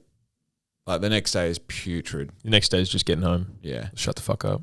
I don't care anymore. I would almost go as far as to say that because there's a few scenarios. I've got 2 things that I'm like not even penciled in. They're like, we're going to do that.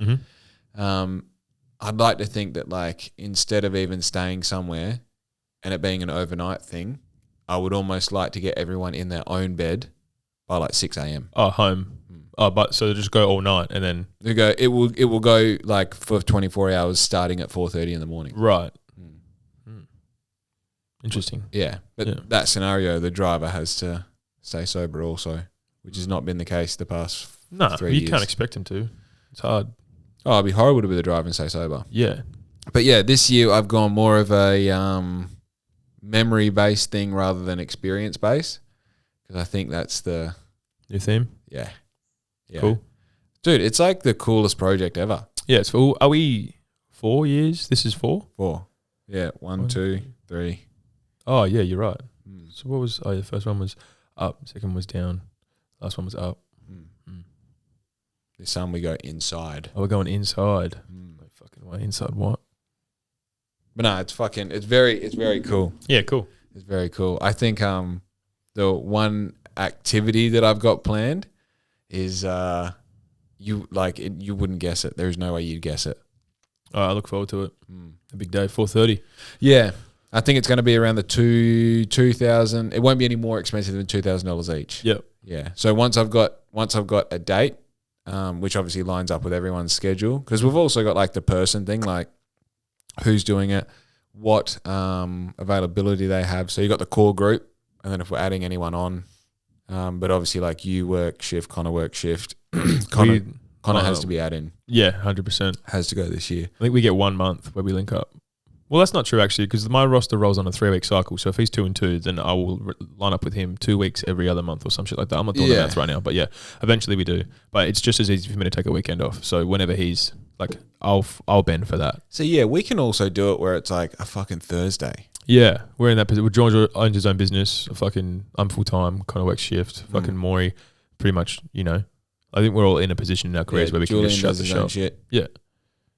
Yeah, it literally is just a driver. But even then, like, I mean, maybe, see, like, I wouldn't even be like crazy to get dad to do it, But yeah, anyway, I think we once I have that date, then it was just be like, cool, just book everything in. And then I'm happy to not make it as sharp on everyone. It's like, right, everyone give me $1,000 before the end of this month, and then $1,000 in 2 months' time. Yep. You know what I mean? So it's like, you cover base. Sort of thing. Not having to fucking find $2,000 at a moment's notice. Yeah, the earliest you get it sorted, the better. There's just more time to sort it out. And then how good would it be? It's 5 a.m. on Black Ink Day, and you've got fucking $12,000 cash in your hand. You know? Oh yeah. It's like, we're going to Langtrees, boys. It's like, fucking cancel everything. Let's head up. We're going to the fucking. Let's go put it all on black and then go to Langtrees. $12,000. Either way, we're getting fucked. Shit. But yeah, no, I'm very excited about that. Sweet. I'm very excited. That's like, it's funny, you know, because I think it was. What is it? You meant to, the idea of like living, like making the most of living in a, you know, this crazy time to be a human where we don't have to fucking grow our own food and worry about slavery. Well, not us. I'm not getting into that conversation. Like we live in a really awesome time. Pretty good spot. To make the most of that, you kind of like, it's very easy just to get a job and do it for 80 years and die. And it's like, I really feel like you want to be looking forward to something all the time. Yeah. You know? And it's like we had Japan to look forward to. I had a little Melbourne thing. Like there's these little things like, you know, I'm pretty sure we're going to do Quindanning sometime. Oh, yeah, the rodeo? Those the races. No, Quindanning's a pub in the middle of nowhere. Yeah. Yeah, that time we went and fucking got called faggots by the locals and then outdrank them. Were you wearing pink shirts? Oh, we're all dressed like faggots. Yeah, there you go. 100%. Yeah. And I mean that in the derogatory way, not in, you know. But yeah, oh no, we just like, it's funny, you know, because like as soon as we got there, it's like, oh, we'll put on our outfits, which are flared jeans and cowboy hats. Arseless chaps. Yeah, that sort of stuff. And like walk out and the locals like, you know, just inside, by the way, smoking cigarettes. Hard. Yeah. You know, a bunch of faggots. Which is unreal. By the end of the night, we're sitting by the fireplace smoking cigarettes inside the bar, you know. Awesome. Allegedly, by the way, I'm not throwing them under. I don't think that even happened from memory. Yeah, but yeah, it would like that has got that sort of in the, you know, maybe next couple of months type deal. And then yeah, like after that being winter, it's like there's not a whole heap to look forward to. I think winter sucks. There's a rodeo somewhere. There's the Broom Cup. There's the Broom Cup up north. I do know. Heaps of Bunbury crew go to that. Yeah, I went there when Pez was living up there, and it was because they have, it's like, there's the races and then there's the rodeo the same weekend. It's like a long weekend. It was a fucking big couple of days. I went up there with Seb and we caught up with Pez while I lived up there. Wow. It was fucking pretty hectic. That was full on. That would be a good time. Seb's involved this year's Black Ink Day. Hard. Yeah. Sick. Who be stoked? Yeah, because every time he's like, oh, fucking, you know, I always get whisper from someone else that he's like, oh, you know, it'd be cool if like I got invited. And it's like, brother, you're the hardest person to plan anything with. Yeah. Like you need 24 hours, like 24 months in advance. Yeah. And like, you're always invited. You're in. Yeah. You're in, you know? Yeah. Well, we had that conversation last year. I was like, why don't we get fucking Seb in on this? And you were like, oh. Yeah, I don't know. We caught up for dinner with Seb and Kiz probably 6 months ago now. Yep. But I remember that was booked in 4 months in advance. You know? You're a busy boy. Yeah. But that was crazy because when I went to Broome with him, we were at GTM. I bumped into him there and we were talking. Oh, he booked it there? No, well, I was talking to him because I had already planned to go catch up with Pez while he lived up there. And I was like, yeah, I'm going up fucking, you know, like 6 weeks or whatever. And he goes, oh yeah, cool, man. And I was like, you should come. And he goes, yeah, I think I should. And he's like, message me about it tomorrow. If you don't, I know you're not serious. And so I messaged him about it that night and then again the next morning. And he goes, all right, I'll see how I go. And then it was like a week before and he goes, I can afford it. Let's do it. Wow. And it was the best time. Yeah. It was awesome. Pez was fucking over us. Like he hated us by the end of it because he lives up there. And then me and Seb were just like, you fucking shut up. Well, we were pretty much hammered the entire time. Yeah. But like we had a fucking blast, man. It was awesome. I feel like that's the thing. Like, you know, we just decided to go to Bluff Knoll and went to Bluff Knoll. And like even Melbourne, I think Japan was the greatest thing that happened because I fully believed I'm just pretending like we can go until something proves me wrong. And then all of a sudden we're in Japan. I'm like, oh my God. So obtainable. This fully happened. Yeah. And then I came back and the house was still fine. Yeah. And Louis was fine and the business was fine. I'm like, No tsunamis over there. I can do this again. Yeah. I can do this. And then we went to Melbourne and I like bought new shoes. I bought all these dice, you know. Yeah. Heaps of dice. Came home and I'm like, oh my God, I'm busier than ever. This is great, you know. And it's just, I don't know, I think you get exactly from life what you ask for. It's one of those things that you think to yourself, like, I can't afford a holiday, or like, I can't be away from this for the X amount of time and all that sort of stuff. And it's just piss-weak excuses. Like, absolutely you can, and you should. Like, me and Zoe have a Bali trip booked in for July. So 2 years. Oh, June, sorry. Yeah. So 2 years, we're going to go over there for 5 days, and it's like you said, something to look forward to. It's going to be awesome. Yeah. I'm not worried. 5 days, man. And what's the worst that can happen in 5 days? Exactly. It's such a, I don't know, maybe it's like, I was talking to someone about this yesterday, about you build an adult life and then protect it. You know, it's like the house and the health and the this and the that, and like the best thing you can do for discipline is break it. Yeah. You know? And like, I don't mean like, oh, I ran a 10K, now I'm going to fucking smoke meth. You know, it's more smoke like, meth and then do the 10K, man. Way easier. Dude, trust me. Wild time. I'll tell you what though, fucking heating up the stove to cook warm up the pumpkin soup last night, waddled down to the shops to go get the sourdough. Fucking, the roads never smelt more like KFC ever. Yeah. You know, and I was like, fucking, Zinger would fucking go hard right now. You know? Do it. I did earn it. I have adult money. Yeah. Yeah. But yeah, I think that, like that whole concept of like to really make the most of all the hard work you've done is to for sure work really hard. And then like, you know, that saying, everything in moderation, including moderation. Yeah. You know? Yep. It's like that, like, yeah, have the holiday. Yeah, man, 100%. It keeps you going. Like, and fucking Bali, man, that's a $2,000 holiday. You know what I mean? Like, at most. Yeah. I mean, Quindowning probably, you know, that's like a $1,200. 15 if you buy nice boots. You know, like you can spend as much as you want there, but realistically, it's a relatively cheap weekend away. Brother, Quindowning is a pub in the middle of nowhere. Yeah, if you spent $1,200, you've had the craziest weekend. That's what I'm saying. Like it's all like it's all super achievable. Yeah, and I think I don't know. I do this a lot with like shoes, especially. It's like, oh no, I can't afford them. Then you spend $200 and you look at your bank account and it seemingly hasn't moved. Yeah, and you're like, what the fuck is wrong with me? Buyer's remorse within reason. Like I said before, it's like just fucking buy it. I think because I've gone so long now, you've lived a very frivolous life the last 10 years. Just, you know? I think the building the business for the past 5 years where I've said no to everything, like everything. Yeah. Everything. Where like getting a coffee is the biggest luxury, you know? And not that I do it sparingly. It's like I still get coffee every day. But it's like I'm only just at the point now where I'll be at the cafe. I'm like, I'm a little hungry. I might get a toasted sandwich as well. Croissant? Yeah. And like I get it and I don't feel bad about it. Yeah. You know, so now getting a pair of shoes is like, do you really need these shoes? I was joking with George the other day. I said, I'm still in the tax bracket where one pair of shoes has to have 6 different utilities. You know? Like these are my work / going out / interview / going for coffee / fucking run shoes. You know? I've got 30 pairs of shoes that just sit on my wall. All do the same thing. They're just for looking at. Those aren't walking shoes. Those are looking shoes. They're all my for showing shoes. Yeah.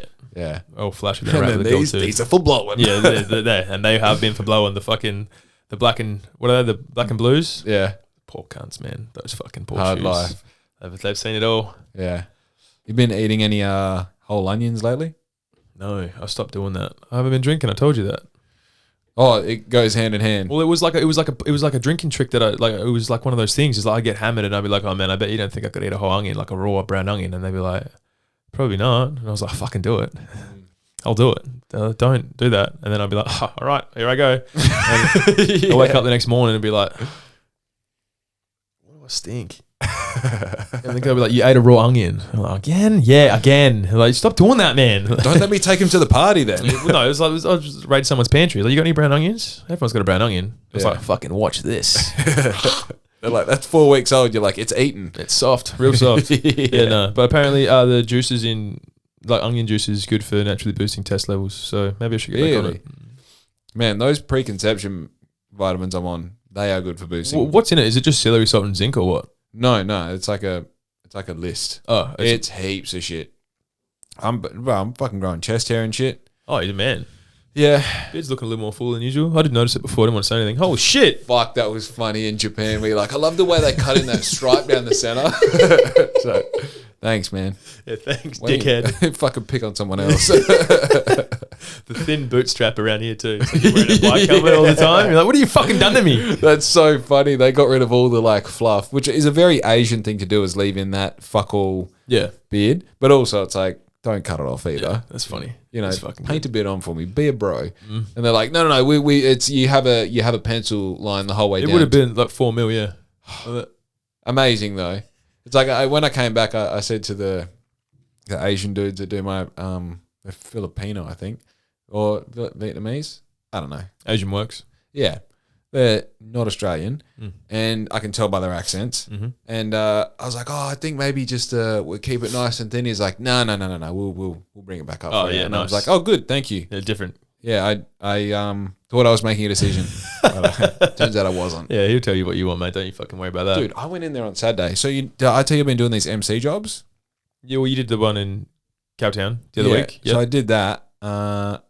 Did that on Saturday, which I went in with so much anxiety and I would say nailed it. Like, did a really good job. Everyone's like, yep, great, happy, da-da-da.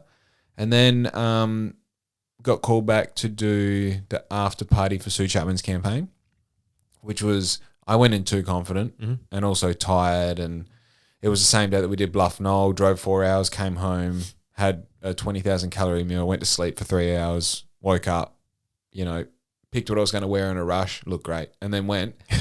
But when we got home, I went and got a beard trim. So in the middle of Saturday, I'm talking Saturday 1 p.m. or 12:30, I sat for ages just to get to be the next in line. Then I was like, oh no, I'll wait for my boy here. I'm pretty sure he's a guy who owns a shop. And anyway, I sit in the chair and I'm expecting just like, root and boot, get me in and out as quick as possible, because you can tell that's what everyone's sort of doing. Like they still take their time. Like it might be like 20 minutes a cut type thing for haircuts.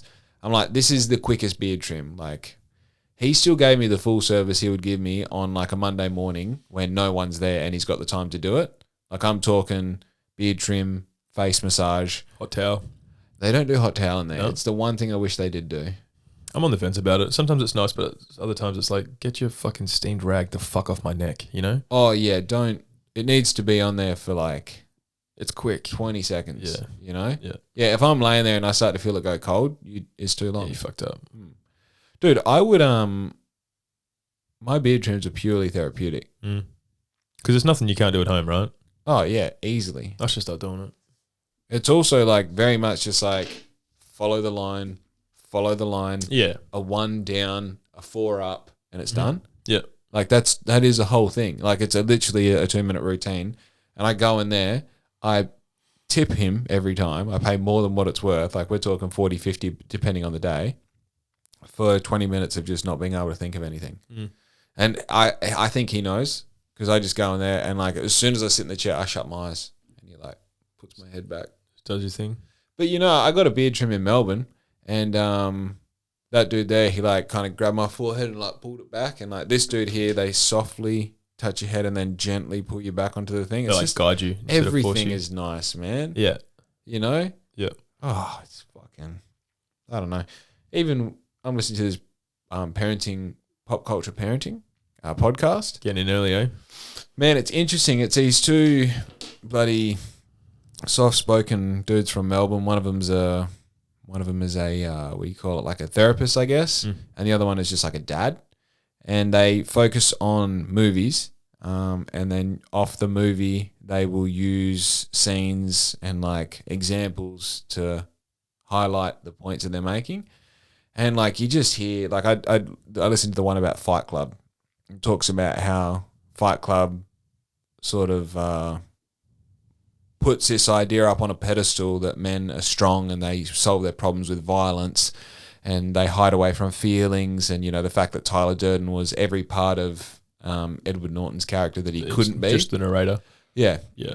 But yeah. Sorry, yeah. And I don't know, just like, I don't know how many times you can hear the words toxic masculinity and patriarchy as a male and not just like want to Your fist a implode. little bit. It's just like, It's fucking gay. But I mean, it's like the whole point of Fight Club is to like it's like it's ironic. Like you're making the mistake of idolizing Tyler Durden and Fight Club as a whole. He's an anti-hero. Well, the whole point of it, it's meant to be like an ironic spin on. Like you're meant to look at it like it's bad, you know. It's not meant to be like, oh, he's a fucking hero. You're right. He's an anti-hero. Like it's meant to go like it's the whole like go so far left you end up going right sort of thing. Like the whole point of that movie is to be like that is bad, right? You know. It's the same as like Tommy Shelby and Peaky Blinders. Yeah, I didn't watch the Peaky Blinders series, but same as Walter White and Breaking Bad. Yeah, or fucking American Hero. What is it? Fucking Christian Bale. American Psycho? American Psycho, yeah, same thing. It's like you're missing the point by idolizing these people. Walter White was like, he was notoriously, he's a bad dude. A bad guy. And then not until the final episode where he goes, I did it for me. I liked it. Yeah, I was good at it. Oh man, that hits so fucking hard. Give me goosebumps just then. Just Tyler, me too actually. Skylar's smoking that cigarette and she's like, if Walter's I have to hear it about it was for the family one more time. I did. I liked it.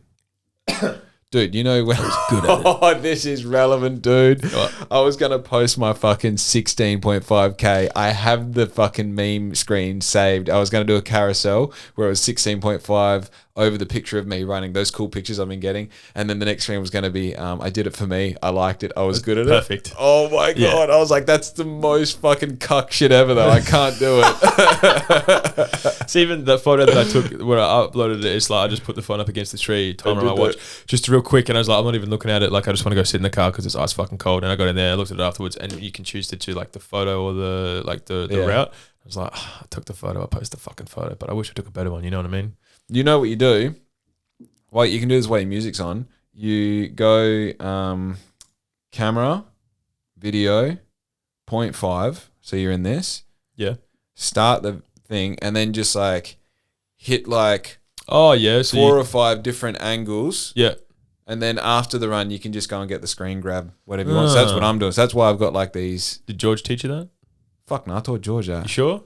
George is a 0.5 king, man. Cousin, every time you see something cool with social media, those cunts got it off me. All right. Even the other day when it was like, oh, should we get a photo up on the thing? It's like, yeah, where's Jake's phone? Like, I've always the newest one? Yeah. Yeah. Yeah, there must be a new phone coming out because my battery life has gone to shit. Was that right? Yeah. Now, I did say in the group chat that we were going to FaceTime someone. Who should we FaceTime? Has to be Connor. When's George getting on the pod, by the way? Like every episode, I feel like someone's talking about fucking George. When's he going to get his big... You want to fuck George? Yeah, kind of. When's he going to get... When's the best on mullet... On the pod, that'd be sick. When's the best mullet getting on the podcast? I had to give that to George by force. Yeah, they took it from you, didn't they? I give it to him. How's the pic... What's up? Hey, buddy, you're on the pod. Oh, shit. Come on, jump on. Hold on. Can I be like 2 seconds? Hurry up. Yeah, all right. You going to call back? Time's money, man. Yeah, I'll call back in like 2 seconds. All right, buddy. See ya. See ya. See you, bud. Perfect. How's the picture of Connor is a rogue Snapchat that George took of him? What is he doing? It's just him just sitting there. Yeah, it's literally sitting here. Yeah. And I sent him a thing the other day and he's like, what's my picture of me on your phone? I'm like, bro, that's you on the podcast. He's like, I haven't been on the podcast. That's foreshadowing right there. Yeah. What's my picture on your phone? We've done this. Oh, we have? We've definitely done this. Just straight butt. Where's Gag?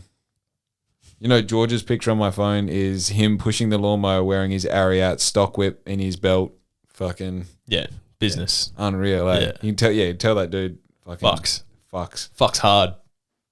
Yeah, the beehole photo. That's so fucking nuts. It's no way that's gay. You know what I mean? No amount of contacts can make that photo okay. You know what I mean? just two dudes spreading their ass open. Yeah. For what? It's out of pocket from start to finish. I'm sending a picture to Julie and get your asses out. Yeah. Oh yeah, this will be funny. He'll get it. Oh, by the way. It'll make sense to him. Bro, that fucking voice chat that he sent George the other week. Oh, yeah. I need that as a ringtone. It's just, I'm in top of a fucking building. Oh my fucking God. If I die, this is my last fucking... Shut the fuck up, seatbelters. I've been thinking about that non-stop for 2 weeks. It's like, I need to hear it again. Yeah. That's a ringtone. I'd never answer again. Oh my God. Did you keep up to speed with the fucking Gimli shit? Gimli? Yeah.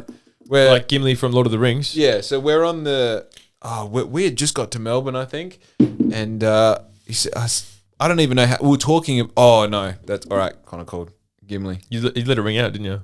What? No, he only just started. Oh, right. Well, I'm checking my hair now. I've been on a podcast with a video. Yeah, it's a bit late. Hey, buddy. Oh, he's on the fucking. Hang on, let me spin you around so you can see the big dog. Yeah, there you go. Hello, mate. Hello, it's the guy with no mullet. Yeah, it's me. Hey, it's the guy with the second best mullet. Wow. Yeah, how's that feel, you fucking cocksucker? You fucking. Have we already told the story that George is King Mullet? I just mentioned it then. I didn't want to make it a big thing, but I did mention best mullet in the group. When we said who should we FaceTime, it was like definitely Connor. Yeah, it has to be you. Yeah, it's not like I'm the only one at work out of everyone. Well, yeah. You at work? Yeah, look, cunt, what do you mean? Show me. I can't see. I thought you wore gay shit like that on the daily. Just look good in yellow, man. Is this a bully Connor pod or what? It kind of. Oh, It most is. of them I think are. it is now. We went pretty hard on Aiden at the start, though. Yeah, we did shit on him, and he'll never know. Yeah, but he's an idiot. Yeah. It's only fair.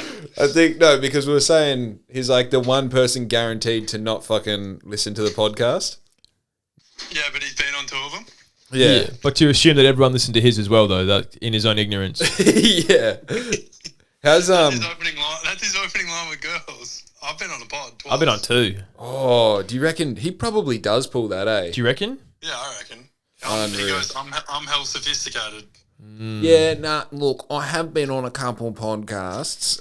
So what do you talk about? It's like, well, I pissed myself in Japan, and then just told that story. It was pretty life changing. Woke up in a G string. He we pulled a couple great. Connor can verify this. Couple great tractor photos the other day with him wearing a G string. Yeah.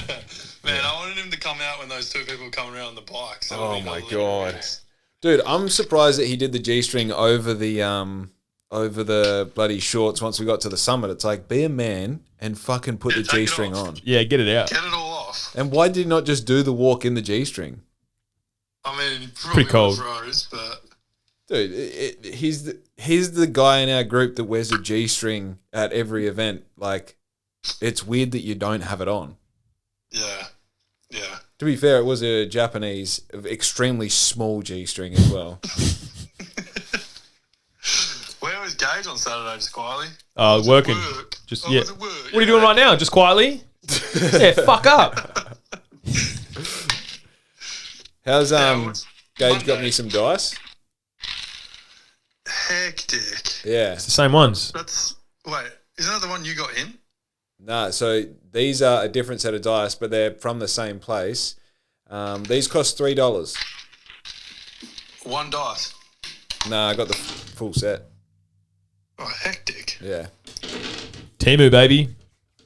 Oh, Timu. Yes, sir. Yeah, we got gypped. Timu special.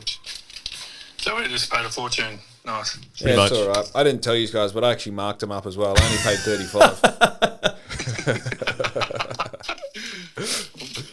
Yeah, So shit. Can someone roll me in quickly?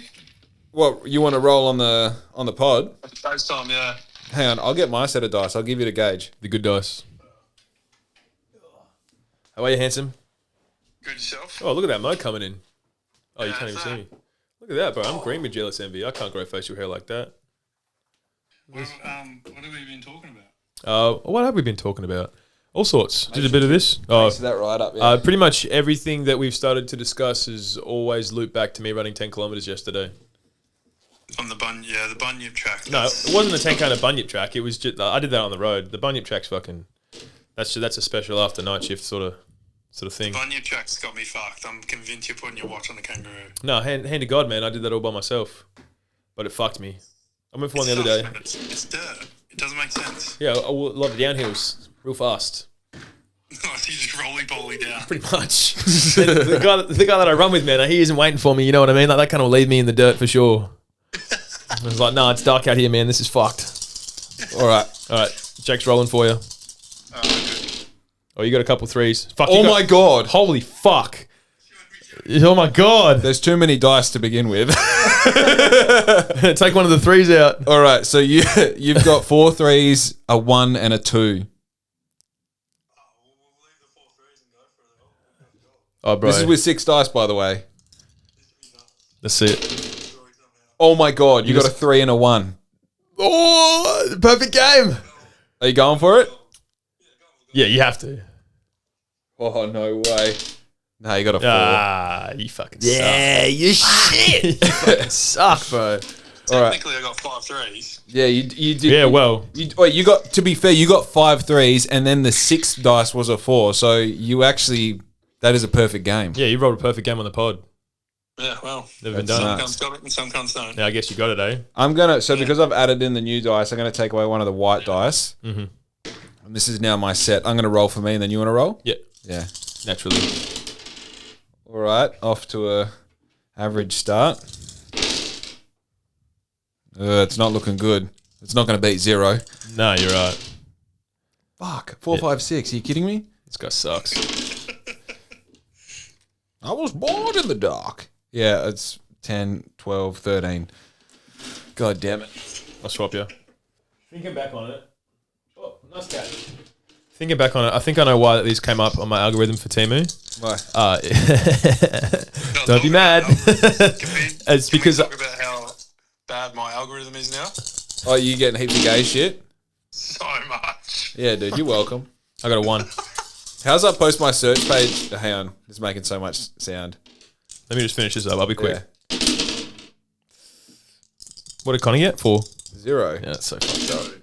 Nah, fuck it. Fuck it. I quit. Nah, fuck it. I brought another fucking 5. Fuck Yeah, this. and you knocked the 5 too. It sucks. Connor got 0. I got 12. Gage got, I don't know, plus 20. I got a, yeah, fuck you. Yeah, sick.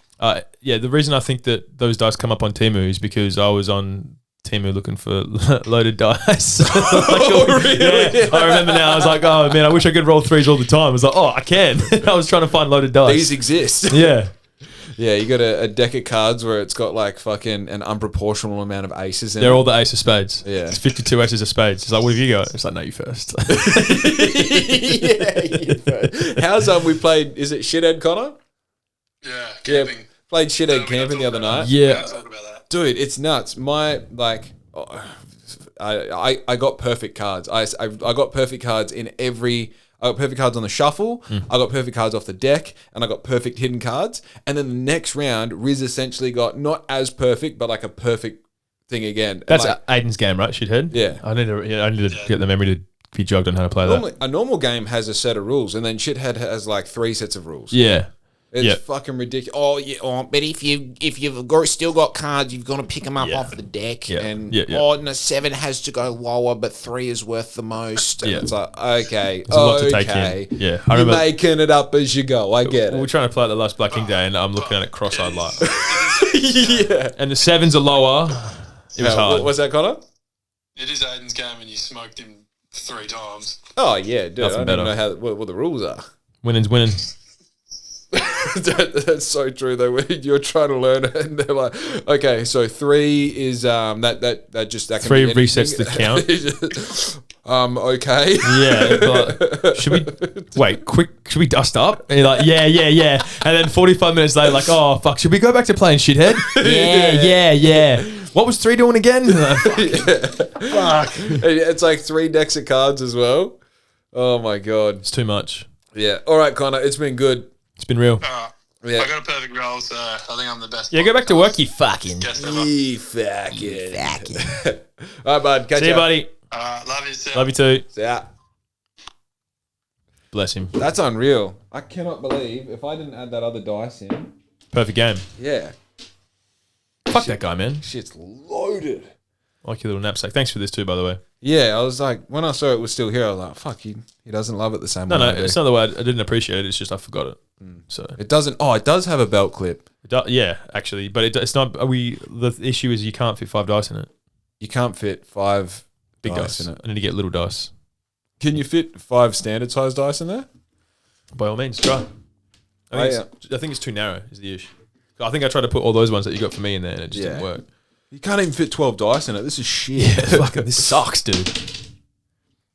It's Still can't. Yeah, you fit 5 dice in here. Oh yeah, cool. It was just the other ones that fit 5 couldn't dice fit. in here perfectly. Oh, so it's exactly that's what it's for, right? 5 dice. Look at that. That looks like a fucking Cheshire's grin there. I'm ready for my next Japan trip. I got my fucking bananas for the dice. I got my bananas for the coin. This is so funny. Like when I first saw it, you're like, oh yeah, gag banana, and then every time you bloody go to pay with coins, you're like, oh no, he's seriously using that. That's good. Well, what's the fucking point otherwise? And they loved it too. The amount of times that they would point and laugh, like, ah ha ha, banana. Like, yes, banana. yeah, banana. I thought it was fucking hilarious, dude. Do you know what? How to say pineapple in like Spanish and Dutch? No. I don't know how to pronounce it properly, but it's spelled an anus. Oh, ananus. Ananus. Ananus. I think it's the same in Indonesian as well, or very similar. Yeah. Yeah. Yeah, it's like when it's like, oh, there's so many languages that have the same word for pineapple. It's like, or English is just the one weird one that has a different word. You know? Yeah, we're the ones that dare to be different. That's what makes like learning Indonesian so easy because a lot of it is derived from English. Yeah, well, just with really easy phonetic spelling. Even Dutch, South Africans is Dutch. Yeah. Afrikaans. Yeah, is essentially like Dutch, a bit of English. Yeah, it's like an amalgamation of all of it. Whereas like English itself is like you've got French, Latin, Greek, and then it's just like every other culture mixed in there as well. It's genuinely difficult. I think it's crazy there isn't more people who know. It's not crazy; it makes sense, but more people don't know Latin. Well, it's a dead language. It's a dead language, but most of our languages derive from it. Yeah, derived. It was a conversation I was having with Riz before, like talking about our Duolingo and stuff like that. And I think that like I said this a few years ago, and I think about it all the time. Is like my one biggest regret of like growing up is never learning a second language to fluency. Like it doesn't even matter what language, just a language. Yeah, well, you look at like over in Europe, like the average language per person is like 2.5 or 3. It's like and they need to know it, dude. And it's like the fucking Swedish dudes that I hung out with in Colombia. They were like 4 languages each minimum. Yeah, and like full like conversation to fluency. Yeah. That's crazy. And I was just like, man, fucking, that's probably the biggest disadvantage I think of here is that it's just like so one tracked. Yeah, but also we're on an island fucking ages from anywhere. Yeah, we're in the most remote part of the most remote island from anywhere. Whereas like you think about Europe, it's like that's actually nuts when you think about it. You're right. Yeah, like Perth is the most isolated. I mean Darwin. Yeah, no, Perth. I'd say because Perth's all the way in the corner. Darwin up, but then you get the coast and stuff. I'd say Perth for sure. Darwin's Northern Territory, eh? So you're within not spitting distance, but you're still close to fucking closer than we are. I'd argue that we're the furthest away. Connor's already fucking bragging about his perfect role on the bloody podcast. Like, hey, no one's gonna watch it. No one's gonna fucking know. Yeah, they're just near like Queensland-esque sort of stuff. Yeah, right. Yeah, no, it's us for sure. I just think there's like, I get so excited about how much potential Bunbury has, It's like because of that fact, there's so many industries you can pioneer here that are already being mastered other places. What do you mean? I have a DTF printer and no one else does. Oh, right, yeah, stuff like that. Yeah, for sure. Yeah, not even that. There's another two commercial DTF printers in Bunbury, and it's like no one's really paying any attention to it. Yeah. Like to those specific printers, you don't have someone who's like putting their life on learning how to utilize that bit of equipment. And so for me, it's like, obviously just be very fucking good at that. Because even if another 10 people all bought them right now and did what I'm doing, I'm the first person. Yeah, still done it better. Dude, there are people who have listened to podcasts for the first time that are my podcast and they're like, oh, Jake's a podcast guy. Like, no, I'm not. I'm one of 100 million people fucking talking on a podcast.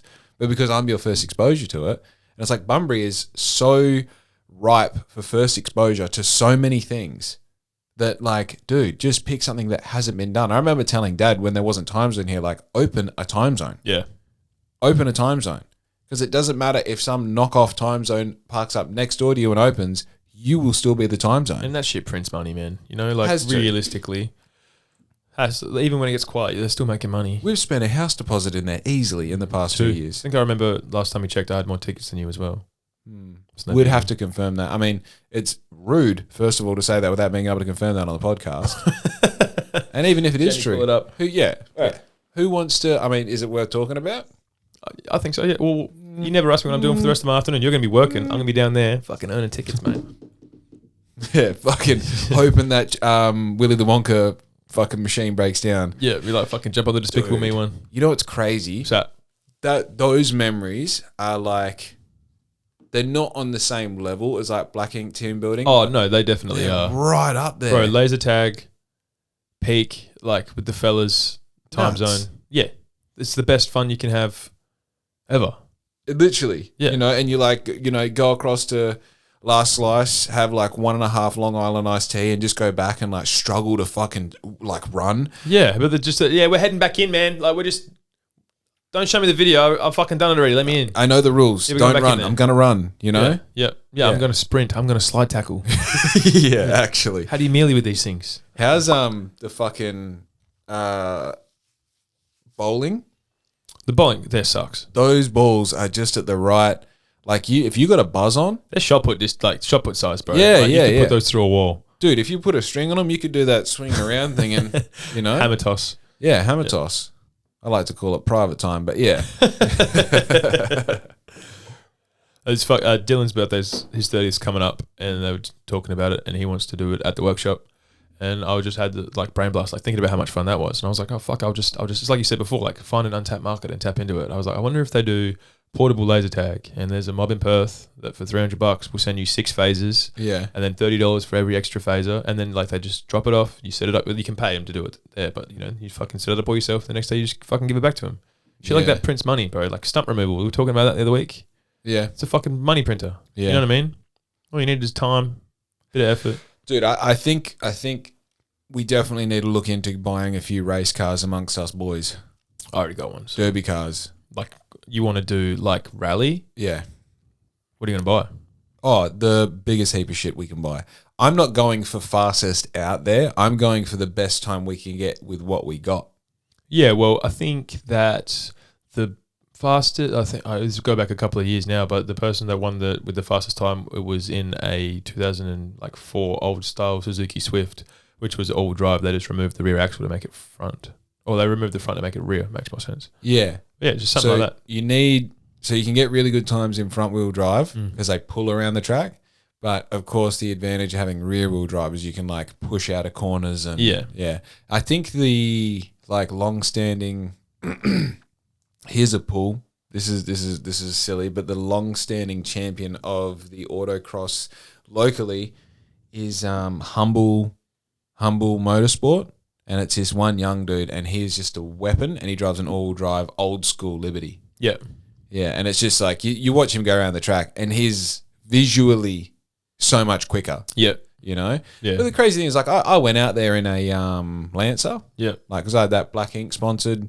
You know, Black Ink sponsored. I put signs on their fucking car, and it was sponsored by me, bitch. Yeah. Yeah. I'm like, oh, you want a shot? I'm like, oh, yeah. And you go out there, and, like, you think you're ripping. And I watch videos back. I'm like, oh, it's embarrassing. Mm. There are literally 14-year-old girls who get around this track quicker than me in slower cars. We did in a Hyundai, like an accent, which is a front wheel drive around the orchard after a couple of beers, and I got the fastest time by like 1.5 seconds, and that dick was swinging. Yeah. You know, and even still, it was like I knew when I hit it, I was like, oh, hairpin's too wide, like I took that too sharp, like I'm spinning out here, and I still beat all those cunts. I don't understand when we did the most intoxicated fucking go-kart driving you can do. I just think it's funny that I didn't win that, you know, because I feel like I was going really fucking fast, man. I felt like I was going fast too. I was lapping everyone. That downhill bit, Yeah. like, I didn't come off the brake at Yeah, all. where he says you have to brake, don't brake. Yeah. Just hit it. Yeah, as hard as possible. And He's like, just, yeah. but then he would get in and do a lap, and it was like 5 seconds quicker than us. Like, what the fuck is he doing? Well, that's because they have a faster setting, and I asked him, "He's like, can we do faster?" And he goes, "Oh, one of yours isn't really there yet." And I was like, "Make that cunt fucking watch, bro! Like, let me go! Like, give me the horses! I want to gallop! Yeah. Let me be free!" Let me off the fucking. Oh. I thought we had a cramp happening then. Lucky. Fucking. Let it know, eh? Yeah. But yeah, that I don't know. I love having fun. I love having fun. Love having fun with the boys. I love driving cars aggressively, bro. How many would you need? Has to be more than one. Can't be more than 8. Could we do one each? What, a car? Yeah. No, No. because I think the problem is You need to have like the whole like the driver and the fucking navigator too. I think what you do is because you got to think for every setup you need a car, Mm-hmm. you need a workshop, and you need a trailer and a car to pull it. Yep.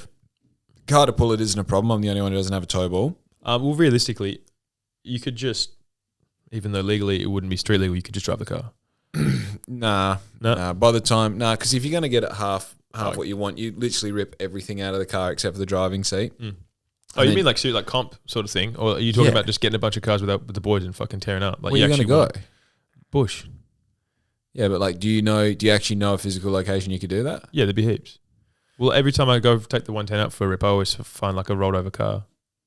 I think that's not the same thing. Well, I bet they were having fun till it rolled over. That's what I'm fucking saying. I think if you wanted to achieve that, you would steal a car.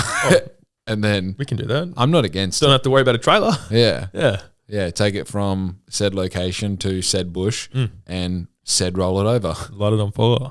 It was a V Commodore, man, and the engine was stripped. And just like, how are you doing that? You know? It's almost as if they pulled the engine out prior, put it on the trailer, drove it out there, kicked it off, and then just fucked it and just left it there. It's like you pull the engine out when the car's on its side.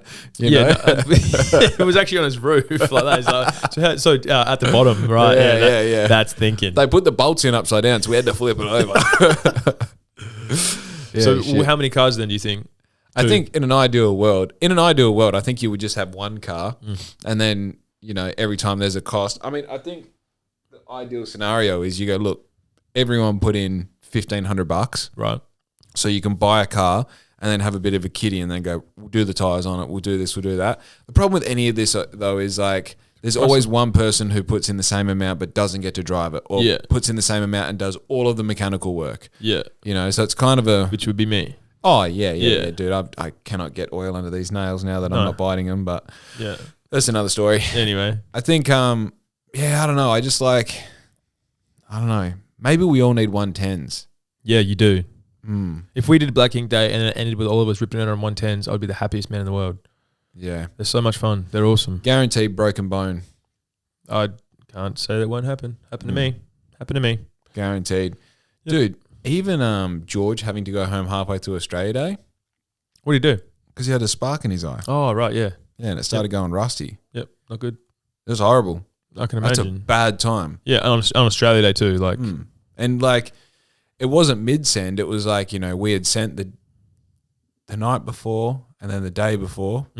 No, we were sent the night before, and he woke up and he's like, I fucking have to go. And then him and Julian went to Harvey, and they're like, no, you got to go to Bunbury, bro. And then they went to Bunbury, and then he had to fuck around and this and that. And I remember I called him at like lunchtime. He's like, yeah, man, I'm like just about to lose phone signal. I'm that close. I'm like, fucking sick. Like, we'll get everything ready. I'm like, gone to the fucking cat van. I'm like, let's, this, that, the other, like, fucking get it ready. They're going to be back.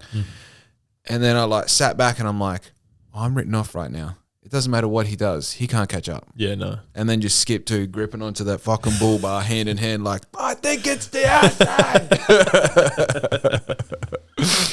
Man, I think I actually, like, top 3 moments in the past 6 months, that's one of them. Yeah.